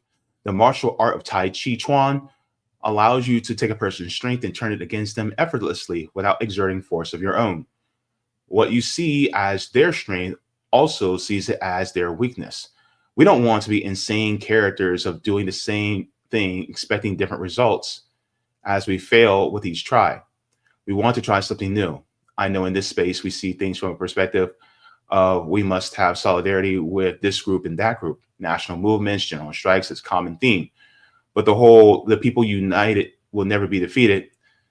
The establishment adversaries seek to sow discord and mistrust through infiltration and subterfuge. The old trick of dividing and conquering with us scattered, making it impossible to come together. I want you for a moment to take that and flip it on its head. Don't see it as they're dividing and conquering us, where they say, we got you right where we want you, or they say, you're trapped in here with us. We say, no, we got you right where we want you, or we are not trapped here with you. You're trapped in here with us. See, with just a quick flip of the mental switch right there, you are changing how you think your situation, which can be self-empowering. Continues, each of us is responsible for guarding a door in a castle or playing the role of a team, football, basketball, hockey, or whatever. If we then guard all runs to if we the guards all run to guard one door, then that's when they can sneak things through the doors that are not guarded. Whenever the national attention is on one thing, I'm always wondering what's being done in the dark, because that's what they do. While you see it as them dividing and conquering us, I see it as we are dividing the resources and making it harder for them to fight us, all because we are forcing them to fight us on multiple fronts. The more decentralized power we have, this is my state by state strategy via CBIs. By the way, it's harder. By the way, the harder it's going to beat and defeat us because we are thinning out their resources. All of us acting our own arsonist, all of us acting as our own arsonists, and we start fires all over the place. They're coming in like firefighters, starting enough fires, and you know there's not going to be enough firefighters to put out all of those flames, and they will burn until we burn the entire forest down. Think of those old black and white cartoons where the dam is breaking and one hole pops up, and then put one hand over that hole. Then another hole pops up. They put hand over that to another one, pops up, and then they put a foot over it and the other foot until the dam just breaks. So decentralized power, in my opinion, is what we should be working towards because it is the future. Big tents, as we learn, don't work. You just admitted that when you said white leftists so much want to bring in people from the right on a common interest, but tell us to kick what our concerns as a community in regards to race and reparations aside. This is why you see our community tapping out and are focused on what they're doing.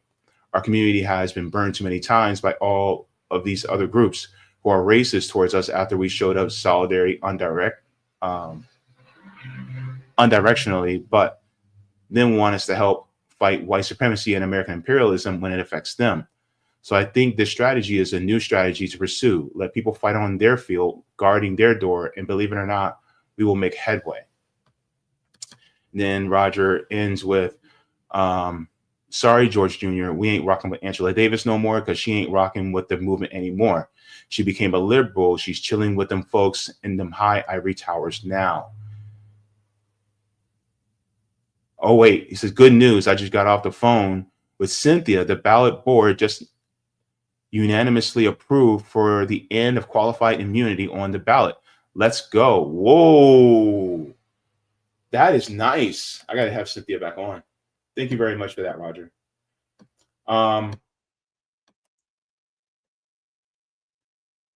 Yeah, he wrote a whole book. Lordy Lord. he's trying to test my reading skills because I only got a 12th grade education. Anyway, we're gonna say hello to people in the chat. CBC voter coming in saying happy Tuesday at JB. Good to see you. Jacqueline says, hey Jaybefaunt, hey everyone. Jace Hart coming in saying, hi all. Thanks JB for reading my greeting on your channel on Sunday. My kids now think I'm famous. Thank you so very much. All right, we got Terry Connolly saying greeting comrades. All right, who else did we not get to say hello to? We have Sisyphean coming in saying hello, JB. Good to see you. All right. Let me see who else. We have Sean Miller coming in, giving a salute. All right. Thank you very much, Sean Miller. Let's see who else do we have. We have the one from BK, Brooklyn or Burger King. Anywho, it says peace. Thank you so very much. Robin C says, hey, good to see you. All right. We have Kate Mack says, that was a great workshop. It was. If you guys have not already, go ahead and subscribe to Savvy Sab's newsletter on her Substack. And then whenever she has the workshop, make sure to attend. I was there on Saturday and it was a great time, and you learn a lot. And I added a few things. She, was kind enough to let me, put some input on certain things. But yeah, if you can, go to her workshop and learn how to do mutual aid for your neighborhood, because that's how we're really going to win. So thank you very much for that. Jacqueline said something interesting. Says maybe we need to do something about the people who are pushing them into the water in the first place as well. That is also true. We're working on it. Let me see. Savita coming in and saying hi to Jacqueline. All right. All one sane says thank you. Kate Mack says, I feel like I learn something new every time I watch JB, and the way he explained things is so interesting. Love him and his show. You're too sweet. Savita says revolution is offline. Get out there. I think it's going to come to a point where we're going to be able to see elements of it online. But yeah, it's going to be offline because that's where people really are. Let me see. Chris coming in saying, hi, JB and everyone. Traveler's Wolf says, Care Bear. Let me do the Care Bear stare. All right. Oh, my goodness. Good to see you also as well. Let me see. Jacqueline says, your transplant surgeon did a brilliant job, JB. Our surgeon in the US called Doctor or Mr. Over here in the UK, they're called Mr. Don't ask why. I have no idea. Here, they're called doctors. So let's say your last name is Williams. That's Dr. Williams, right? It's not Mr. Williams or it's not Mrs. Williams. It's Dr. Williams, and doctor is really just a gender neutral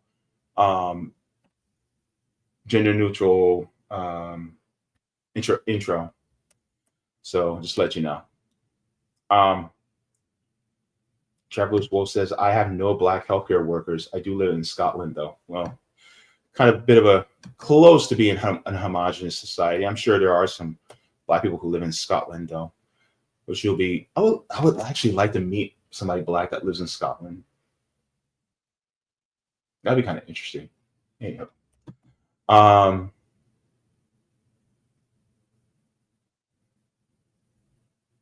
Let me see. And then, all right.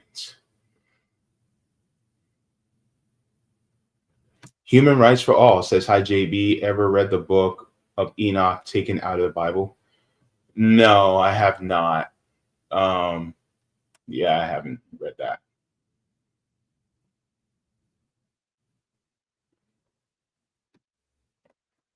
Chrissy says, JB, if you keep going with these facial expressions, I'm going to have to meet you again. Do it. Meet me again if you need to. Oh, my goodness. All right. So let's get into our next subject we're going to be getting into that.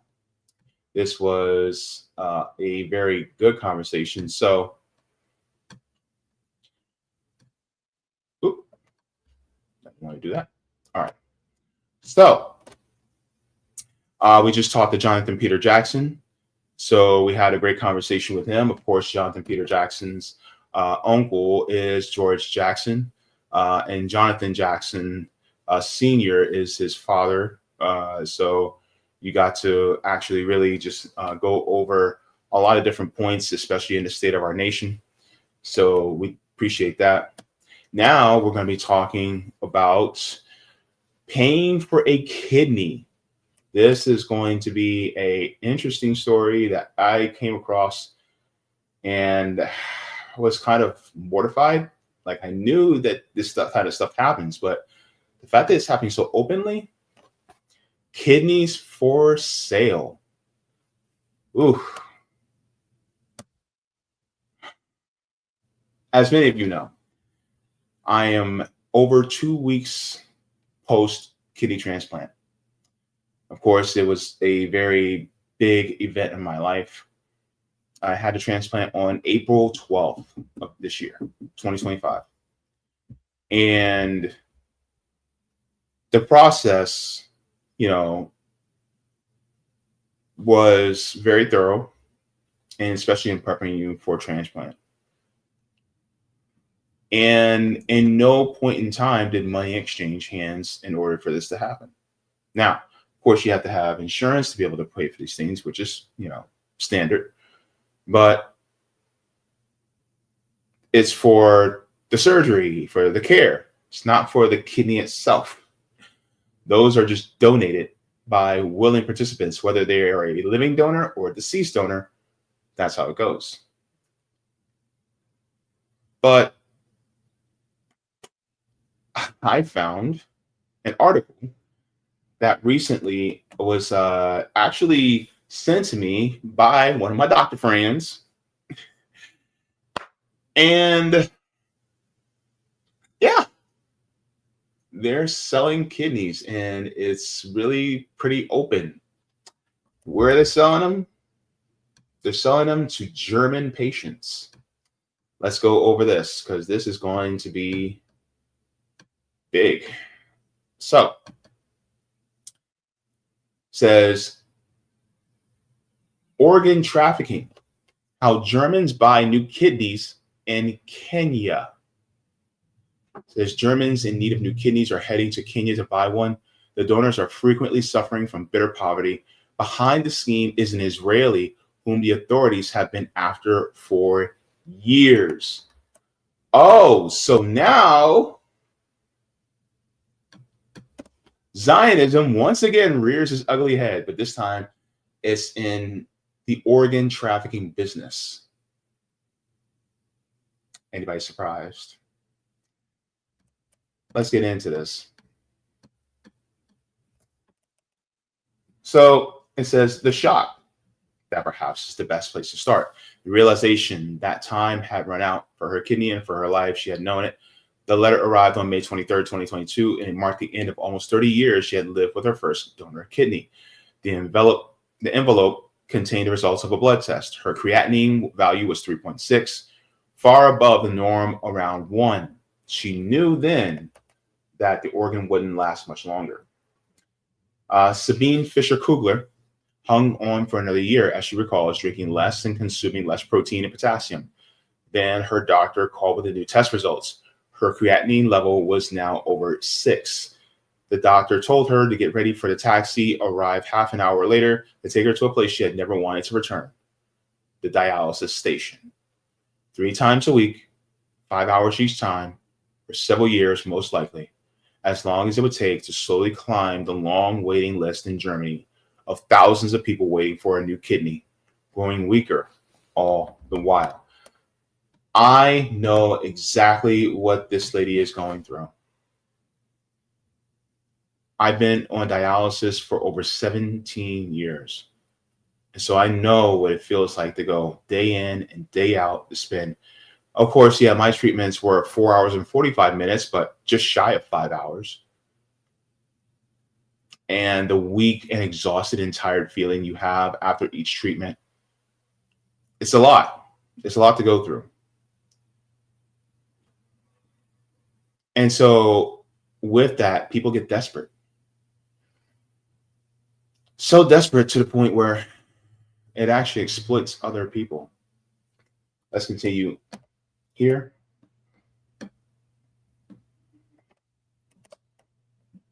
So perhaps that's the right way to start to understand just how far a person is willing to go to get a new kidney. All the way to Kenya, all the way to the outer limits of morality and beyond. And how far a new kidney must travel such that Sabine Fisher-Kugler, 57 years old, can continue living as before.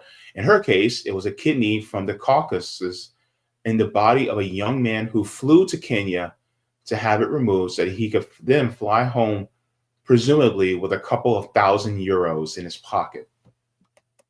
Why not look abroad? The main thing is I once have a new kidney, I don't have to go back on dialysis.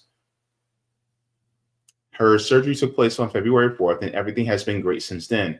Her creatinine value is back to 0.67. And it's a young kidney, as you can imagine, as you can immediately see in an ultrasound. It's totally healthy. And how is the donor doing? Down to just one kidney 6 weeks later? She doesn't know. She doesn't even know the donor's name, nor does she want to. That too is part of the story when a kidney becomes just another commodity. When the supply and demand is dictated by desperation on both sides, when unscrupulous middlemen and doctors extract money from the global system of kidney capitalism. It is a business that is just as incompatible with too much knowledge as it is with too much conscience. One that operates because of the need and because of the benefits and the profits it produces. Der Spiegel, German public broadcaster ZDF, and Deutsche Welle teamed up over the course of several months to follow the Oregon Trail from Germany and Poland via Israel to the clinic in Eldoret, Kenya, that is currently at the center of international and seemingly criminal kidney trade. The transactions and transplants link patients in Germany with donors in Caucasus nations like Azerbaijan. And it links prosperous Somalians with young Kenyans who are talked into earning a quick 2,000 to 5,000 euros for one of their kidneys, while patients in the West pay up to 200,000 euros to the organ traders, preferably in cash.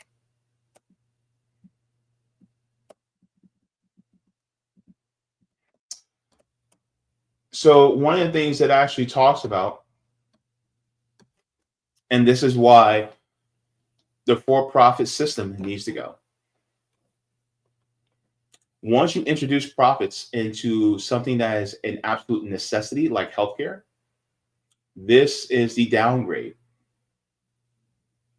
The fact that somebody gets so desperate that they're willing to sell a body part.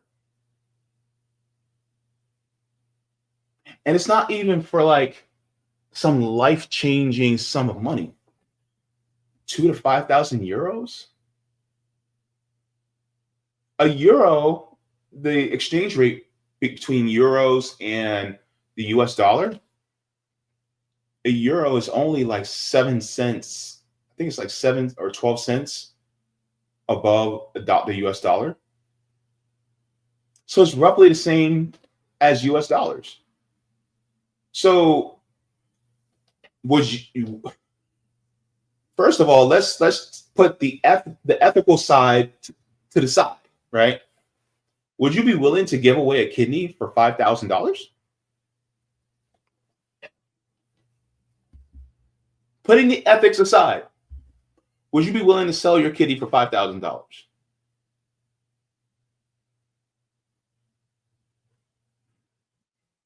It's crazy, right? And yet, this is what's happening. And it's not just happening to people who live in like the imperial core. These people are living in the global south, where desperation to survive is high, taking advantage of Kenyans It's crazy. This is what capitalism does. This is the exploitation that we are trying to get rid of. Because nobody should ever have to go through this at all. And you don't think it doesn't happen here in the United States? Oh, baby, it does. It's just more underground. Let's continue.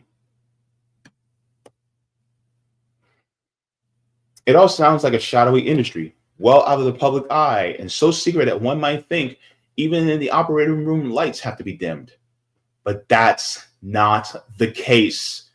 Kidneys from Kenya are offered openly on the internet in German on a website registered in Germany. Beneath a photo of a man with graying hair and a white lab coat, a stethoscope around his neck, the company promises something that is legally virtually impossible anywhere else in the world. A kidney transplant within just 4 to 6 weeks. Let me stop this right here, right now. In the United States, depending on your blood type, at minimum, if you have an A or AB positive or AB negative blood type, you're looking at a waiting list of at least 1 to 2 years at the very least. If you happen to be so fortunate like myself to be type O positive or O negative, guess what? 6 years long, 6-year long waiting list.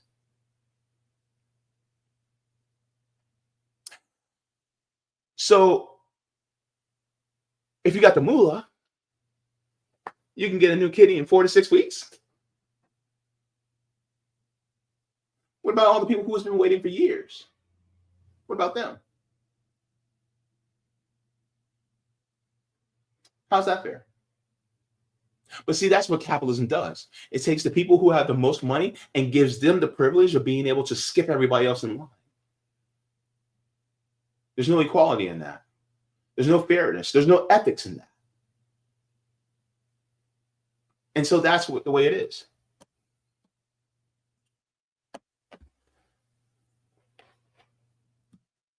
So site visitors are directed to click on the following links to learn what the services cost. Once they do, they end up in a WhatsApp chat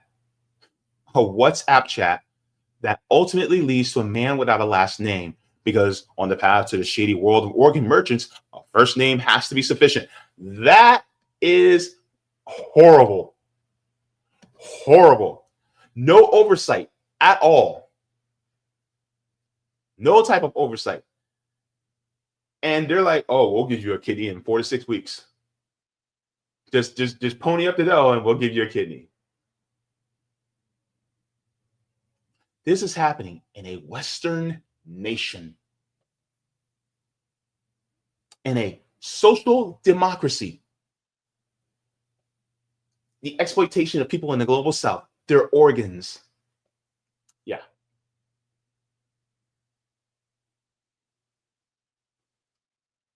This is why we talk as bad as we do about capitalism. Let's continue. The location of the company's headquarters, which claim to focus on empathy and efficiency, also remains concealed. The address provided in the imprint leads to the construction site in Warsaw. The high-rise that once stood there was demolished in 2023. The consulting service agreement that Fisher Kugler signed with MedLead, meanwhile, indicates that the company is located at an address in Warsaw, not far from the airport. But nobody there has ever heard of the company, neither on the ground floor pizzeria nor on the 2 floors above it. On YouTube and Facebook, though, the organ merchants are much easier to find under hashtags like near transplantation or kidney transplant, or I'm not even going to try to pronounce that word, success stories. German patients gush about the medical wonderland of Kenya. Frank, the real estate salesman, Isabel, the business consultant, and Ingo, the heating engineer, all look directly into the camera as they enthusiastically describe their path out of the dialysis prison. Some of them even provide a bit of dubious advice. I can only urge anyone suffering from kidney failure in Germany, don't sit around and wait for some law you think will mean you'll get a replacement organ more quickly. even though the laws are there to implement fairness. Not a single recipient speaks about the money they had to pay and what may have become of that cash. And only one of them sounds like he believes the story that Medley would like people to believe, that the kidneys come from donors who provide their organs solely out of the goodness of their hearts for the desperate people who receive them. The narrative holds that there are selfless organ donors from poor countries who are lining up to have Medley slice their kidneys out of their bodies, even as the transplant centers in wealthy countries like Germany are unable to find enough people who are prepared to donate their kidneys even after death. So this is what's going on in places like Germany. And I just want to share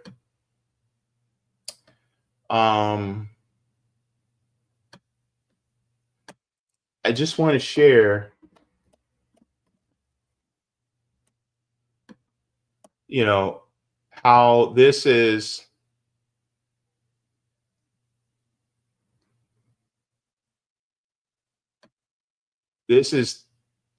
terrible.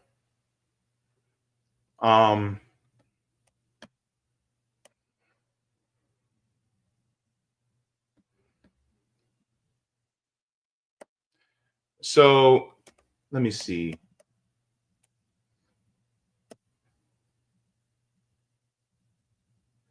So let me go here so you guys can see, because this is also part of the country that is, the company that is doing this type of business.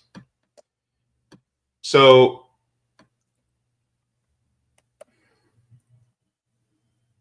let me see. Okay. It says the current head of Medlead is thought to have ensured that both donors and recipients provided false information to give illegal transactions the appearance of legality. Prosecutors allege that payments for the illegal transplants were processed through an account of a company owned by Spalansky in Albania. Prosecutors in Tirana said that Spalansky and Wolfman also used the company to launder money earned in the cocaine trade. There are several indications that the two still work together. Internet addresses both Wolfman and for Medley, for example, were registered by a certain Mike.K, who is reachable through flymedical.com, and the domain in which the German Medley website is also linked. Furthermore, a telephone number used by Wolfman and his wife linked to a Skype profile called medleadsp.zo.o with Warsaw given its location. Spalansky did not respond to questions about the allegations leveled by the investigators. He only said that he has nothing to do with Wolfman and his companies. Wolfman could not be reached despite several attempts to do so. It is not known where Spalansky is currently. He disappeared from Israel in 2013.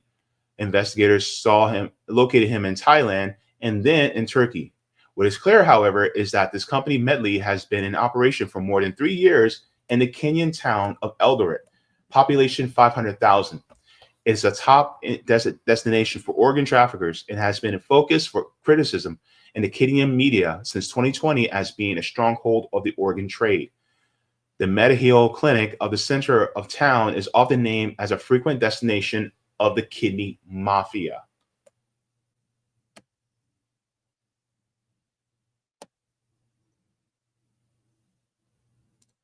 So even in Israel, they're talking about Israelis are investigating what's going on because that's how egregious this is.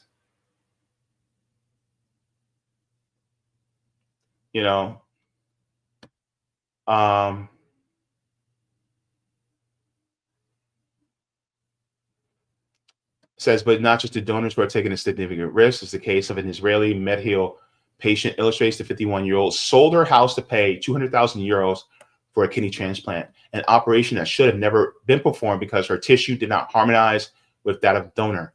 On the analysis form from an Indian laboratory company, it is handwritten remark, no match. Regarding the status of the donor, a man from Kazakhstan, the lab wrote unrelated, yet in the medical documents, he is identified as a cousin. The donated kidney lost all function 2 weeks later and had to be removed to save the woman's life. Since then, she had to go in for dialysis 3 times a week and is living in a cheap accommodations where she moved after selling her house. When asked about the case by Der Spiegel, Medley responded with the question, "Are you aware that this woman has a documented history of mental instability? It doesn't matter if she is mentally unstable or not. You guys should have never been trying to sell kidneys. The hell is wrong with you?" And so this is one of the reasons why this system has to go. Because ultimately, this is it just the exploitation is horrible. And if it's happening there, that means it's most likely happening here too. It's just more underground. I mean, some of these billionaires, they may know some people who know some people. So when I talk about having a nationalized universal healthcare system, I mean that people shouldn't have to feel so desperate that they have to come up with money to buy kidneys just so they can get off of dialysis. And so I think we really need to, look at this system for what it is. Something that is dangerous. You have these people who are desperate that they will give their kidney away, and then next thing you know, they're having health issues. That money goes quickly that they sold it for. They have the diminished quality of life, like especially if the procedure is not done correctly and if they're not kept up with. And I'm going to share this link to this article in the chat with you guys. Due to the sake of time, I'm not going to be able to go over it all, but it's quite egregious. It is. And I just think that, this just continues in the same frame as to why we need to change this system. So as a recipient of a kidney donated to me, I hope that we can soon live in a system where people don't ever have to even think about things like this again. Craziest times, man, crazy times. Go ahead and give a stream a like. Thank you so very much. Wanted to go over that. So I'll be getting into the chat really quick, but first I'm going to go to a card and I'll be right back.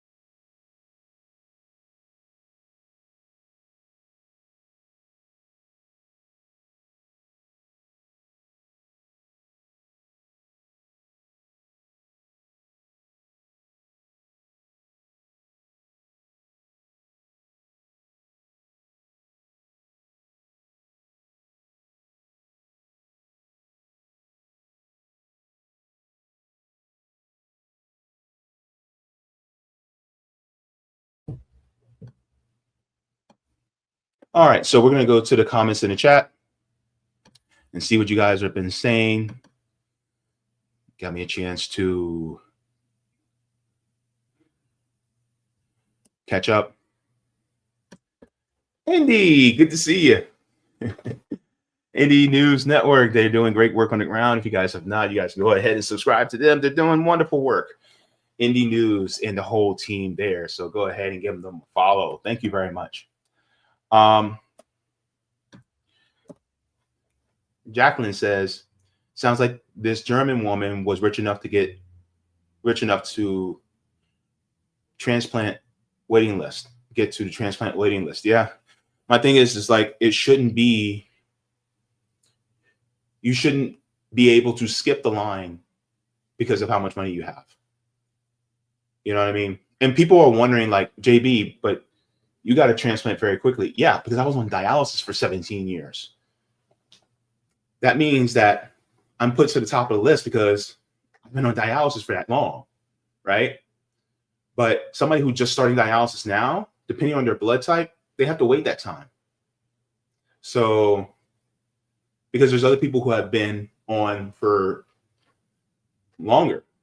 And so that's why it's so important, you know, it shouldn't matter your financial standing. But unfortunately, in this system, money talks. That's what capitalism is. It's an emphasis on the capital. Traveler's Wolf says Israel is big in organs trade. Wonder where they got them all. Yeah. Let me see. Jacqueline asked, and how many forced donors there are. Ethically, you're not supposed to allow anybody to force you to donate. You know what I mean? But I don't know, you know, if anybody forces, but there's a lot of times where like a family, there's also points where some people may become organ donors, you know, and choose to do that and they put that on their license. Sometimes if somebody passes away and their organs are still good, but they're not listed as an organ donor, the hospital can go to the next of kin to the family and say, look, this person they're gone, but their organs are still working very well. They could be used in order to help, you know, improve the quality of life or save the lives of many other people. And so you can do that. Like, for instance, there was a movie. Oh, my goodness. It was with Will Smith. It's called 7 Pounds. If you haven't watched it, it's a very compelling movie.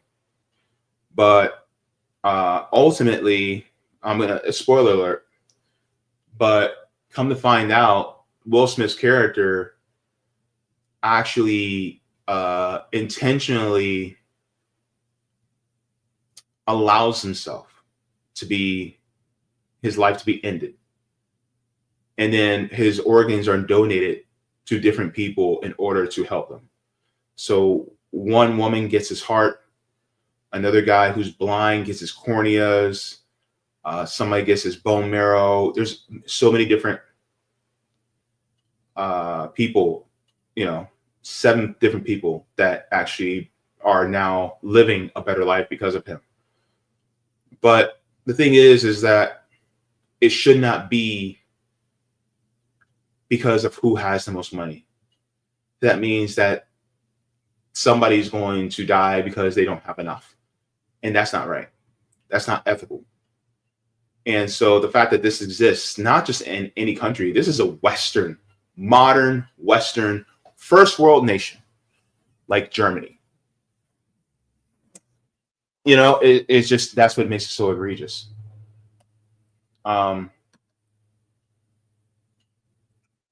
Yeah, radical education, desperation on both sides. You have somebody who's desperate for a kidney because they need it, because dialysis is tough, right? But then you also have somebody who's poor who may have good working kidneys, but they need the money. And if you guys read that article, you'll see what, one of the donors, what he actually had to go through. And he still ended up, back to square one, but only with one kidney then now. It's horrible, man.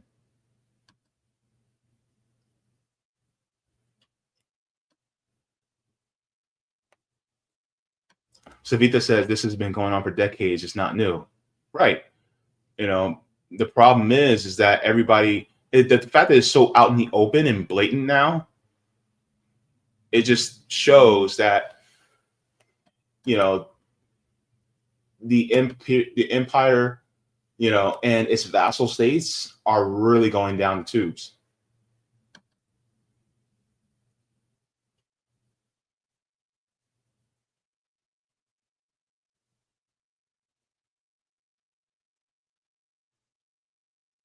Yeah, Savita says, yes, Palestinians were imprisoned and then killed, had missing organs.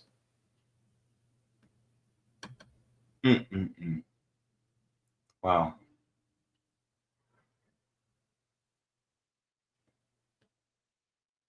Hmm. Oh my goodness. So let me go here.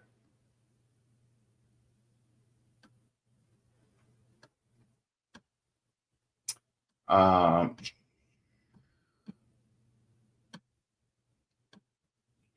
Roger said, hey, enlarge this. Okay.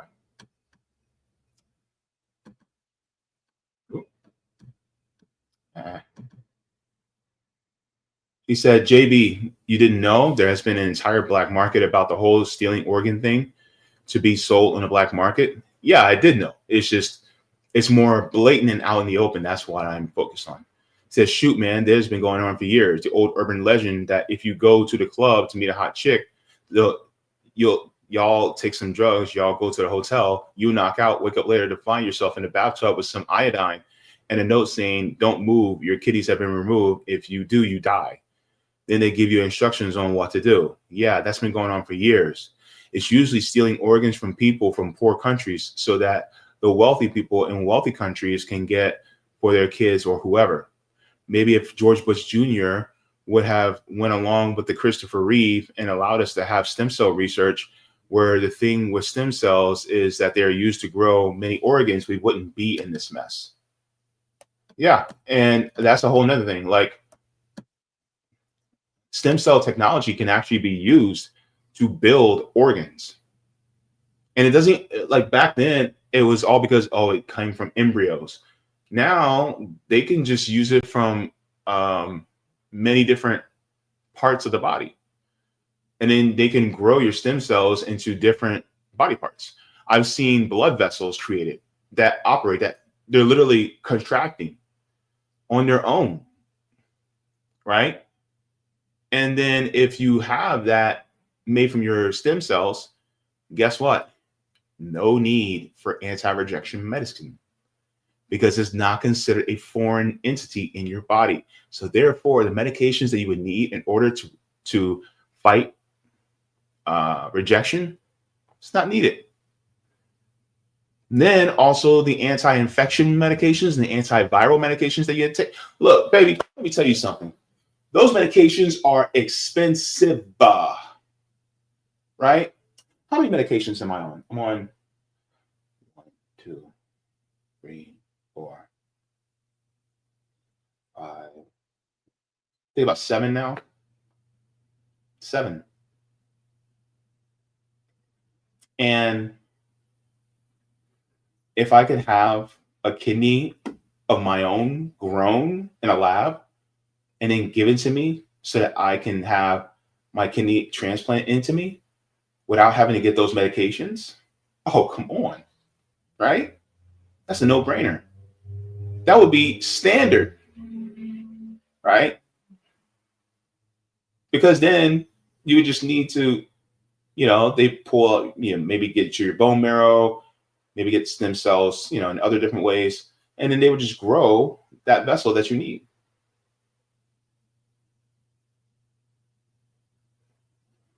But of course, that would also mean that Big Pharma won't be able to sell those anti-rejection meds.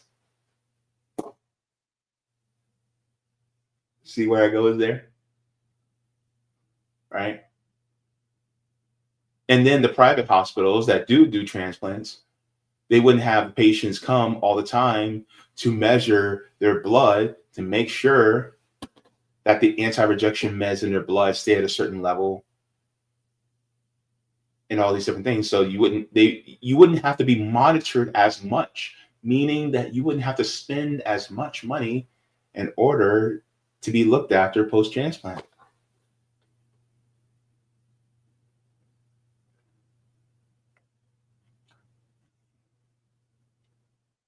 See, it's all a money game in the capitalist system. That's what it is. Now, am I grateful for transplants? Absolutely. But imagine how many people would get a transplant if we had a nationalized healthcare system where you didn't have to worry about cost at all. And there was no middleman to say yay or nay. You know how many more people would be on the list? It'd be wild, man, wild.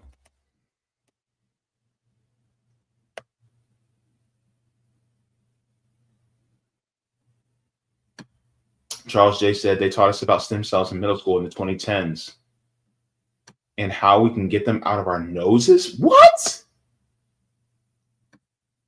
Oh, hell. If it's that easy, then why not? Oh, my gosh.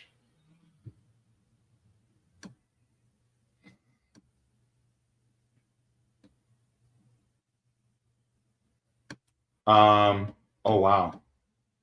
Roger just shared this article from the Yale School of Medicine. He says, DM quick short article on how the Old Testament Christians screwed us over. Oh my goodness. If you're strictly like sticking to the Old Testament and you call yourself a Christian, you're not a Christian because Christianity starts in the New Testament. But anyways, let me not get into that right now. But it says, keep religion out of stem cell research, Reeve urges medical school audience. Says social and religious conservatives have robbed American scientists of their chance to play a leading role in the promising field of stem cell research. Actor and writer Christopher Reeve, who plays Superman, said during his visit to the medical school in April, we are giving away our preeminence in science and medicine. We're going to lose incredibly valuable time. When matters of public policy are being decided, no religion should have a seat at the table. I'm going to read that again. When matters of public policy are being decided, no religion should have a seat at the table. That is what's provided for in the Constitution. Yet religious conservatives, including the Pope, has said, have an undue influence in the debate. Because of their plasticity, their ability to differentiate into any cell in the human body, stem cells have unlimited potential to cure diseases. Reeve also hopes that stem cell research will lead to a cure for paralysis, such as his, the result of a 1995 riding accident. In a talk sponsored by the Yale Stem Cell Interest Group, Reeve criticized President Bush's order of August 9, 2001, restricting federal funding for embryonic stem cell research to only 64 extant cell lines. Last May, National Institutes of Health Director Elias Zerhouni, Dr. Elias Zerhouni, acknowledged that only 11 of those lines were eligible for federal research funds. Reeve suggested that the decision made no ethical sense in the light of Bush's objection to using embryos for research. Those lines were derived from leftover embryos from infertility clinics. Did he suddenly develop a new morality effective August 10th? Reeve noted that although typically not a third of embryos are discarded as medical waste, even vocal opponents of using embryos for research have never suggested banning in vitro fertilization. They know very well you can't get a couple and say you can't have a child this way. President Bush has also followed his ruling on stem cell with a call for a ban on all forms of human cloning, whether therapeutic or reproductive. Reeve made a distinction between reproductive cloning of human beings, which sounds like Frankenstein's work, which he opposes, and cloning stem cells from embryos and adult tissue for research. Reeve rejected the implication that science has no ethics and that it will run rampant if religion and conservative ideologies aren't brought into the picture. He calls stem cell research the future of science. There's going to be a seismic shift. Reeve told the audience, composed largely of medical and doctoral students, and you will ride into that wave era with the stem cells will be able to aid millions of people. He urged the audience to make it happen here, but advised young scientists to leave the United States and pursue the research elsewhere. If necessary, it's a big world. If you really want to heal people, you go where the work is being done.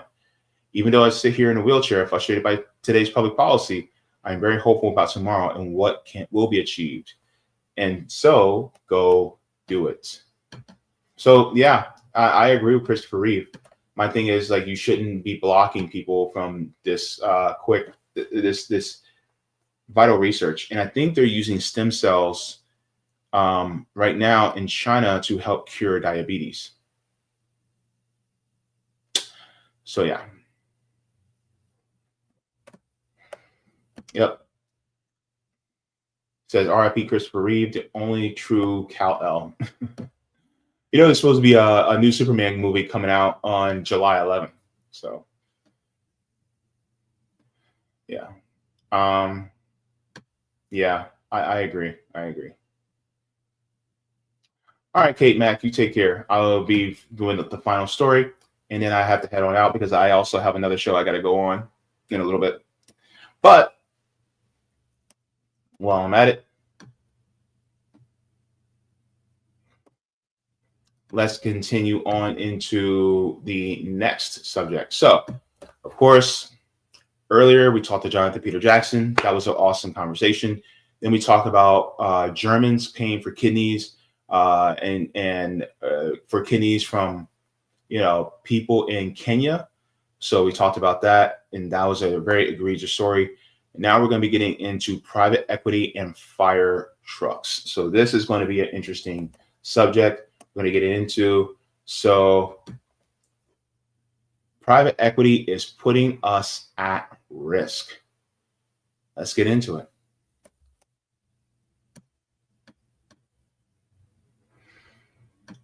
So the issue of private equity has been in the news quite a bit lately, especially because what they're doing is they're buying up a lot of businesses, a lot of business infrastructure. And in doing so, they're making it so that it is going to be tougher for people to be more safe.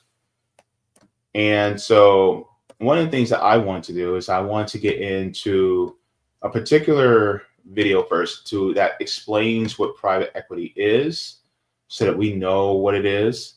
And then once we know what private equity is, then we can actually go over this story about private equity as well. So let me make sure I have this ready. Okay.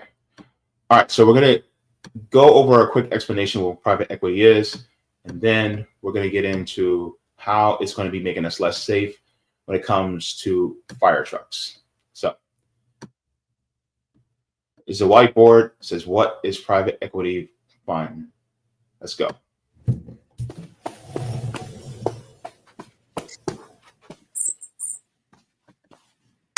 Hi, it's Paddy Hirsch at Marketplace. So what is a private equity fund?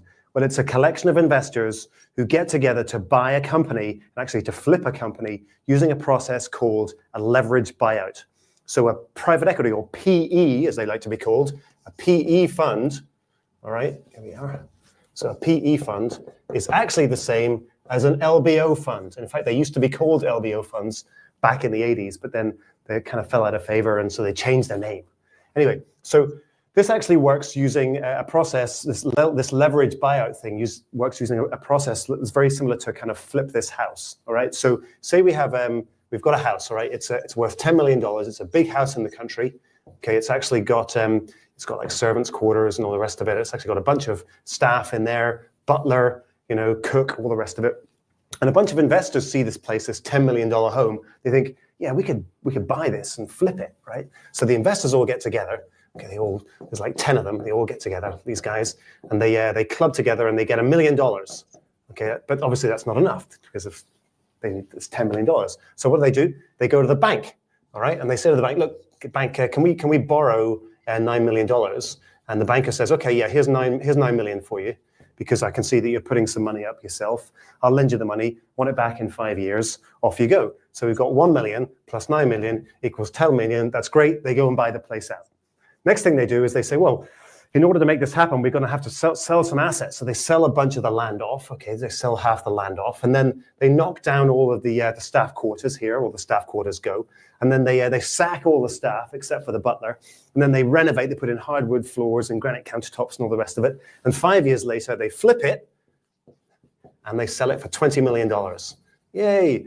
Of course, this is great because all they then have to do is to pay the bank back, and then they can divide the spoils amongst themselves. So like $11 million, probably like $10 million after they paid all the interest, they can divide amongst themselves. So that's how Flip This House works. That's exactly how private equity works. So these private equity guys, these investors, are things like venture capital companies, hedge funds. They're also pension funds, so they might even hold some of your pension or your 401k. They pony up the $1 million, which is the private equity. That's the equity stake that they hold. They then get the leverage, okay? They go to the bank and they say, let's lever up, let's borrow a bunch of money in order to buy a company that we like the look of. They get a bunch of leverage. Here's the leverage. And then So it's quite interesting how the people who are the most privileged, who already have a bunch of money, are going to make themselves richer by taking that money, borrow, and then, of course, they have the credit, so they're going to borrow from the bank and then buy up these businesses and then gut them in order to be able to make more profit. And then what happens to those workers? What happens to them? Then they get fired. And then they get shafted. All because, well, they got to get theirs.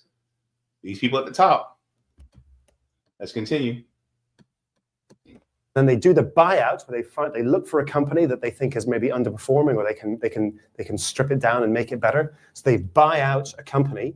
All right. They then strip that company down, maybe sack a bunch of staff, maybe sell off a bunch of assets, streamline it. And then 5 years later, they turn it around and they sell it for more money and then pay back the bank and pocket the money themselves. That's how leverage buyout works. That's what private equity funds do. That's the kind of core of their business. And as I say, you can be invested in this indirectly because you might be, your pension fund might be one of these private equity investors, might be invested in the fund itself.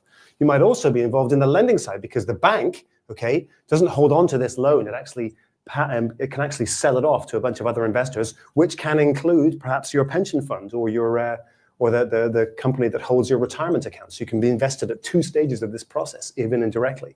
Now, private equity funds do work. They do a lot of good business. They create companies that are streamlined and go on to make money and to hire more people. But of course, they also invest in companies that go completely bust, and they lay off a lot of people, sell off a lot of assets, and can actually end up killing a company. And that happens as well. And if that happens, that leaves them, obviously, the private equity people, and the banks who've lent them a bunch of money, and us, because we're indirectly invested in these, very badly needing a drink.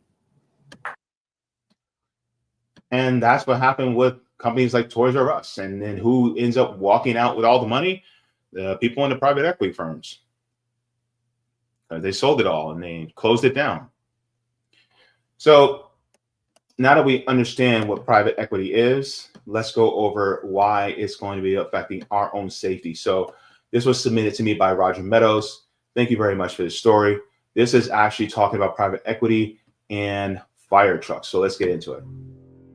As fires raged through LA earlier this year, the firefighting teams were handcuffed. Not by lack of water or poor forest management, but by something even more basic. Dozens upon dozens of emergency vehicles, engines, ladders, ambulances, all of them sitting here instead of out on the front lines. Around 100 of LA's fire vehicles were sitting here on this lot, out of commission. But this wasn't just bureaucratic mismanagement. The truth, it's much more cynical.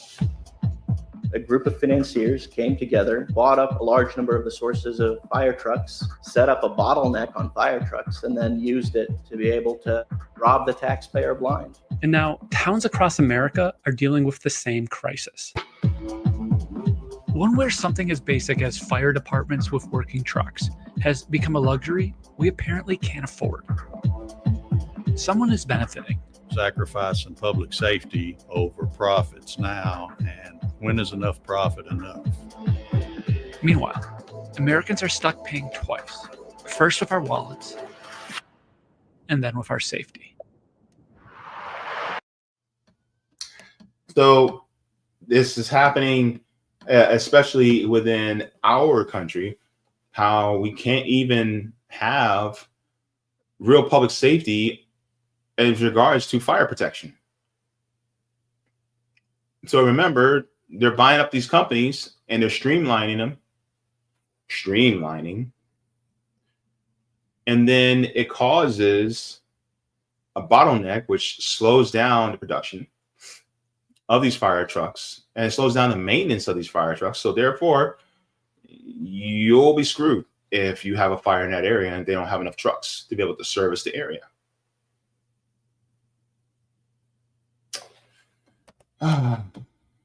That's the system. Let's continue.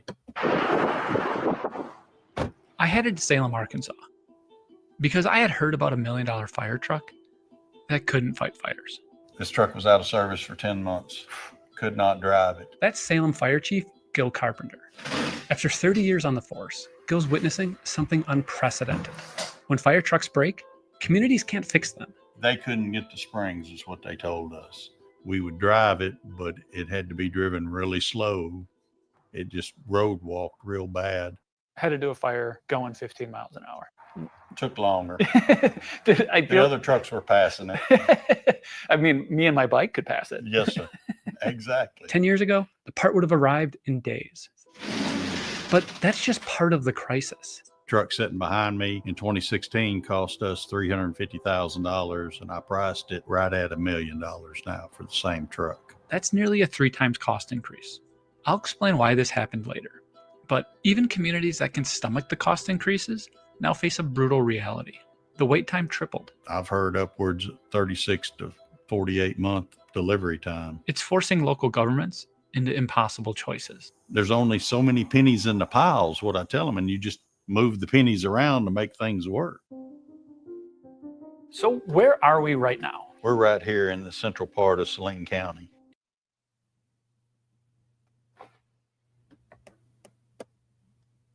And what other areas are experiencing these same kind of issues?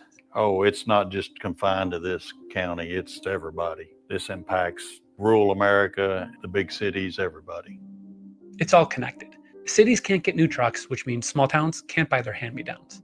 In rural communities, Gil told me they're piecing together 50, 60-year-old trucks, and no one can get parts for repairs. We're running into the same issues with these trucks as we are the big trucks.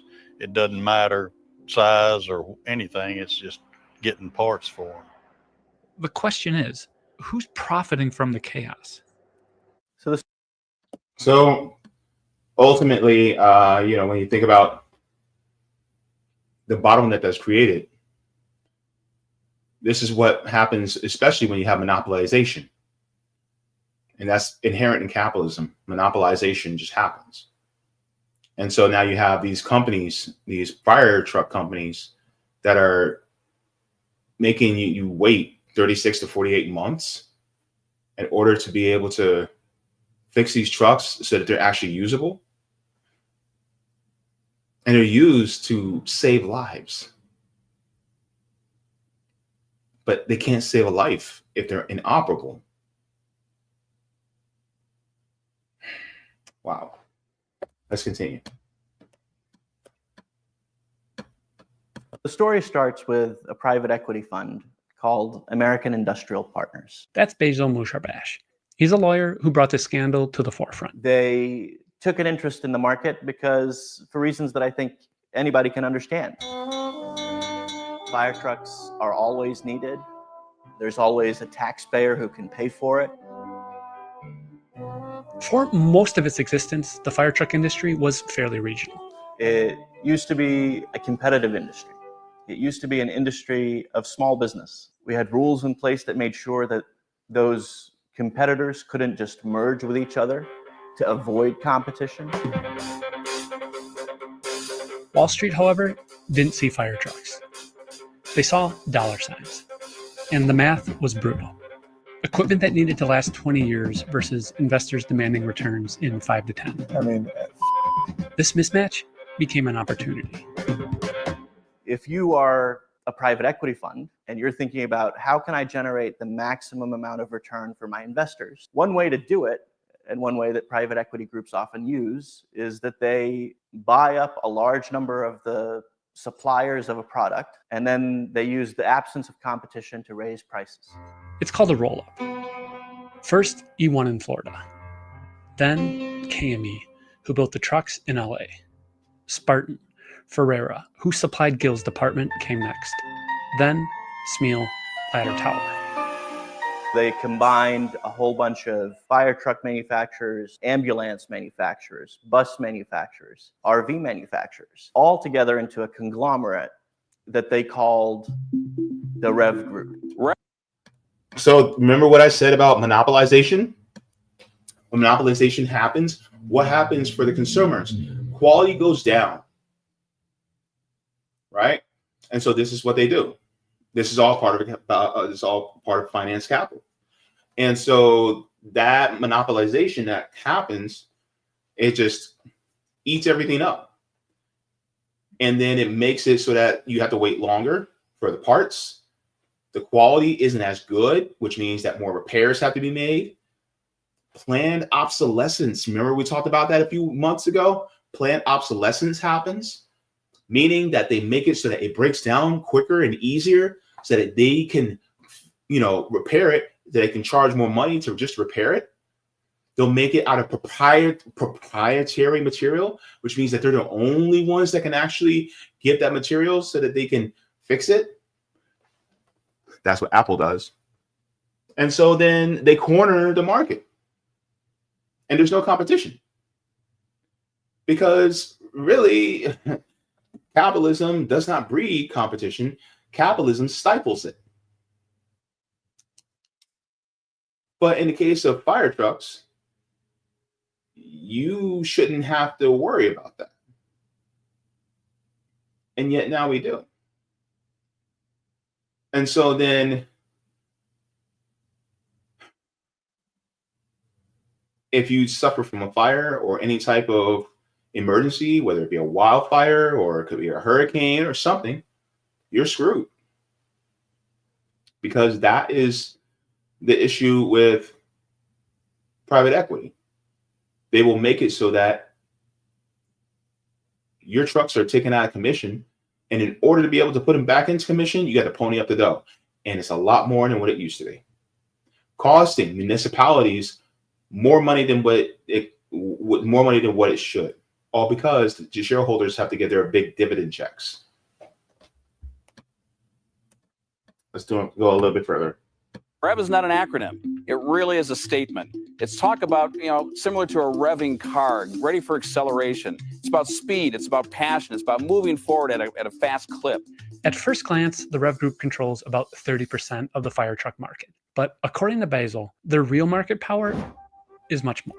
There are still small manufacturers, but they basically all buy their body of their vehicles from the Rev Group. So like the Rev Group basically controls how many fire trucks they can produce and basically what prices they can set.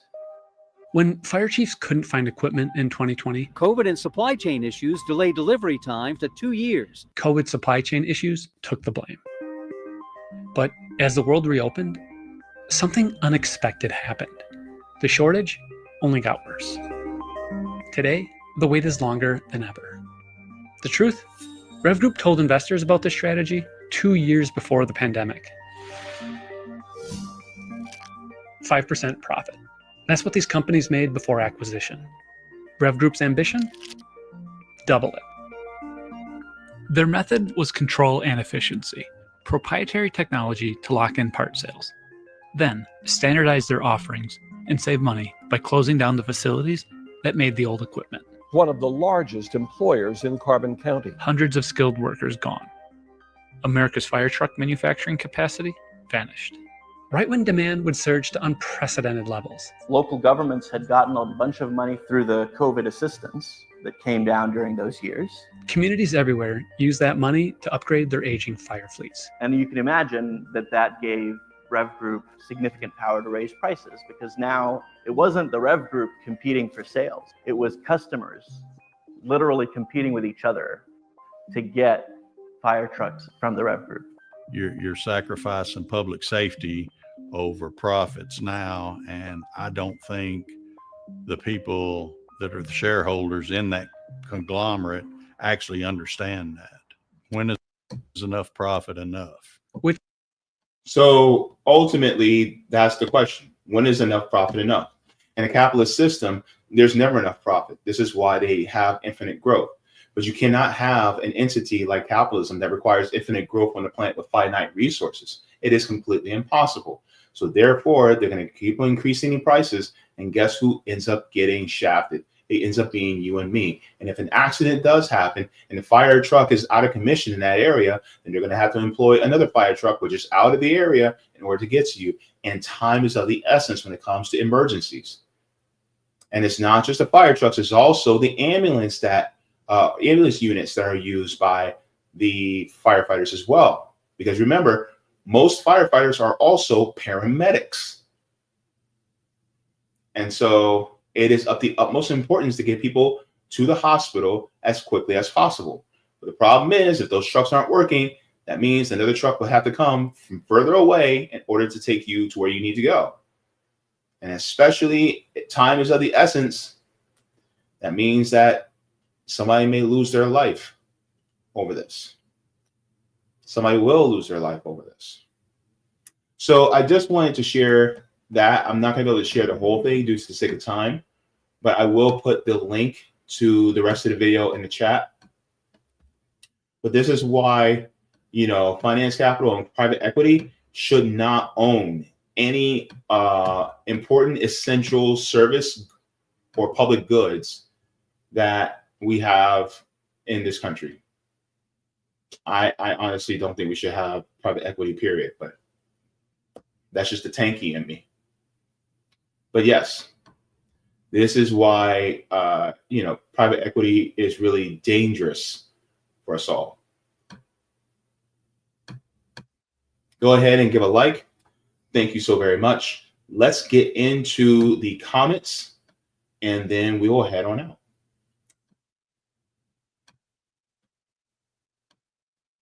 So, alrighty. Let me start here. Chris says, Rev Group has a stock, and if you look at the major holders, it's the usual folks: Fidelity, BlackRock, etc. Yeah. A lot of times that's who it is, like Fidelity, BlackRock, Vanguard, State Street, all these people.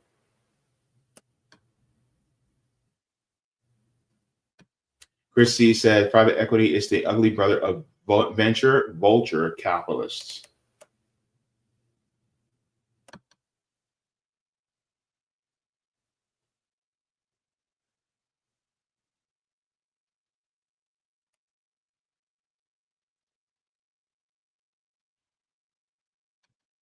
Let's see.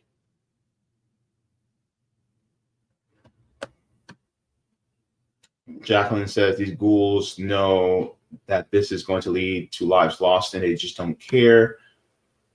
It's even worse than that, JB. They're not even bothering to repair it, not in time anyway.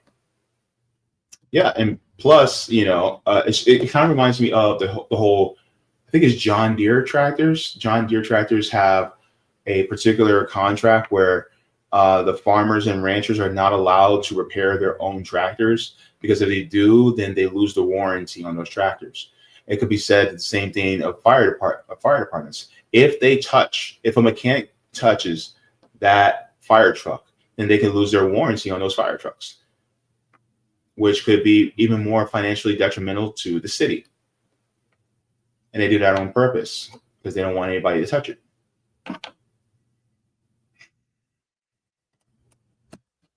Jacqueline says firefighters should be unionized and the money for equipment should go straight to firefighters and they should be responsible for buying the equipment. That's the problem. A lot of firefighters are already unionized here in this country. A lot of firefighters are in unions. But the problem is, in this country, unions are hamstrung because that's the way the system works. So with that being said, I'm going to head on out. I'm cutting it close. But look, everybody, I hope to see you I'm going to be doing a special stream on Thursday evening. There will be no Sabia JB show. There will be no RBN Roundtable. So I'll be doing a special stream this Thursday. I'll be going and reacting to another video as well. So I can't wait for you guys to join me as well. So thank you so very much to everybody for joining in. Water your plants, water yourselves, leave the world better than you found it. Do all the things if you got them. And thanks to Jonathan Peter Jackson Jr. for joining me. And let's continue to make this world a better place. One day at a time. Mwah. Forehead kisses. Thank you so very much. I'll see you guys in the next one. Deuces, Bruces. Thank you so very much for watching my channel, and I deeply appreciate it from the top and bottom of my heart. If you wish to support the channel further, so I can keep bringing you content that is educational and informative, you can become a patron on patreon.com/Jaybefaunt. You can find that link in the pinned comment or in the description below. No matter what you give, you'll be supporting independent media and education that helps make the world better. Thank you so much, and you can watch more of my content here. Mwah. Forehead kisses, and have a beautiful day.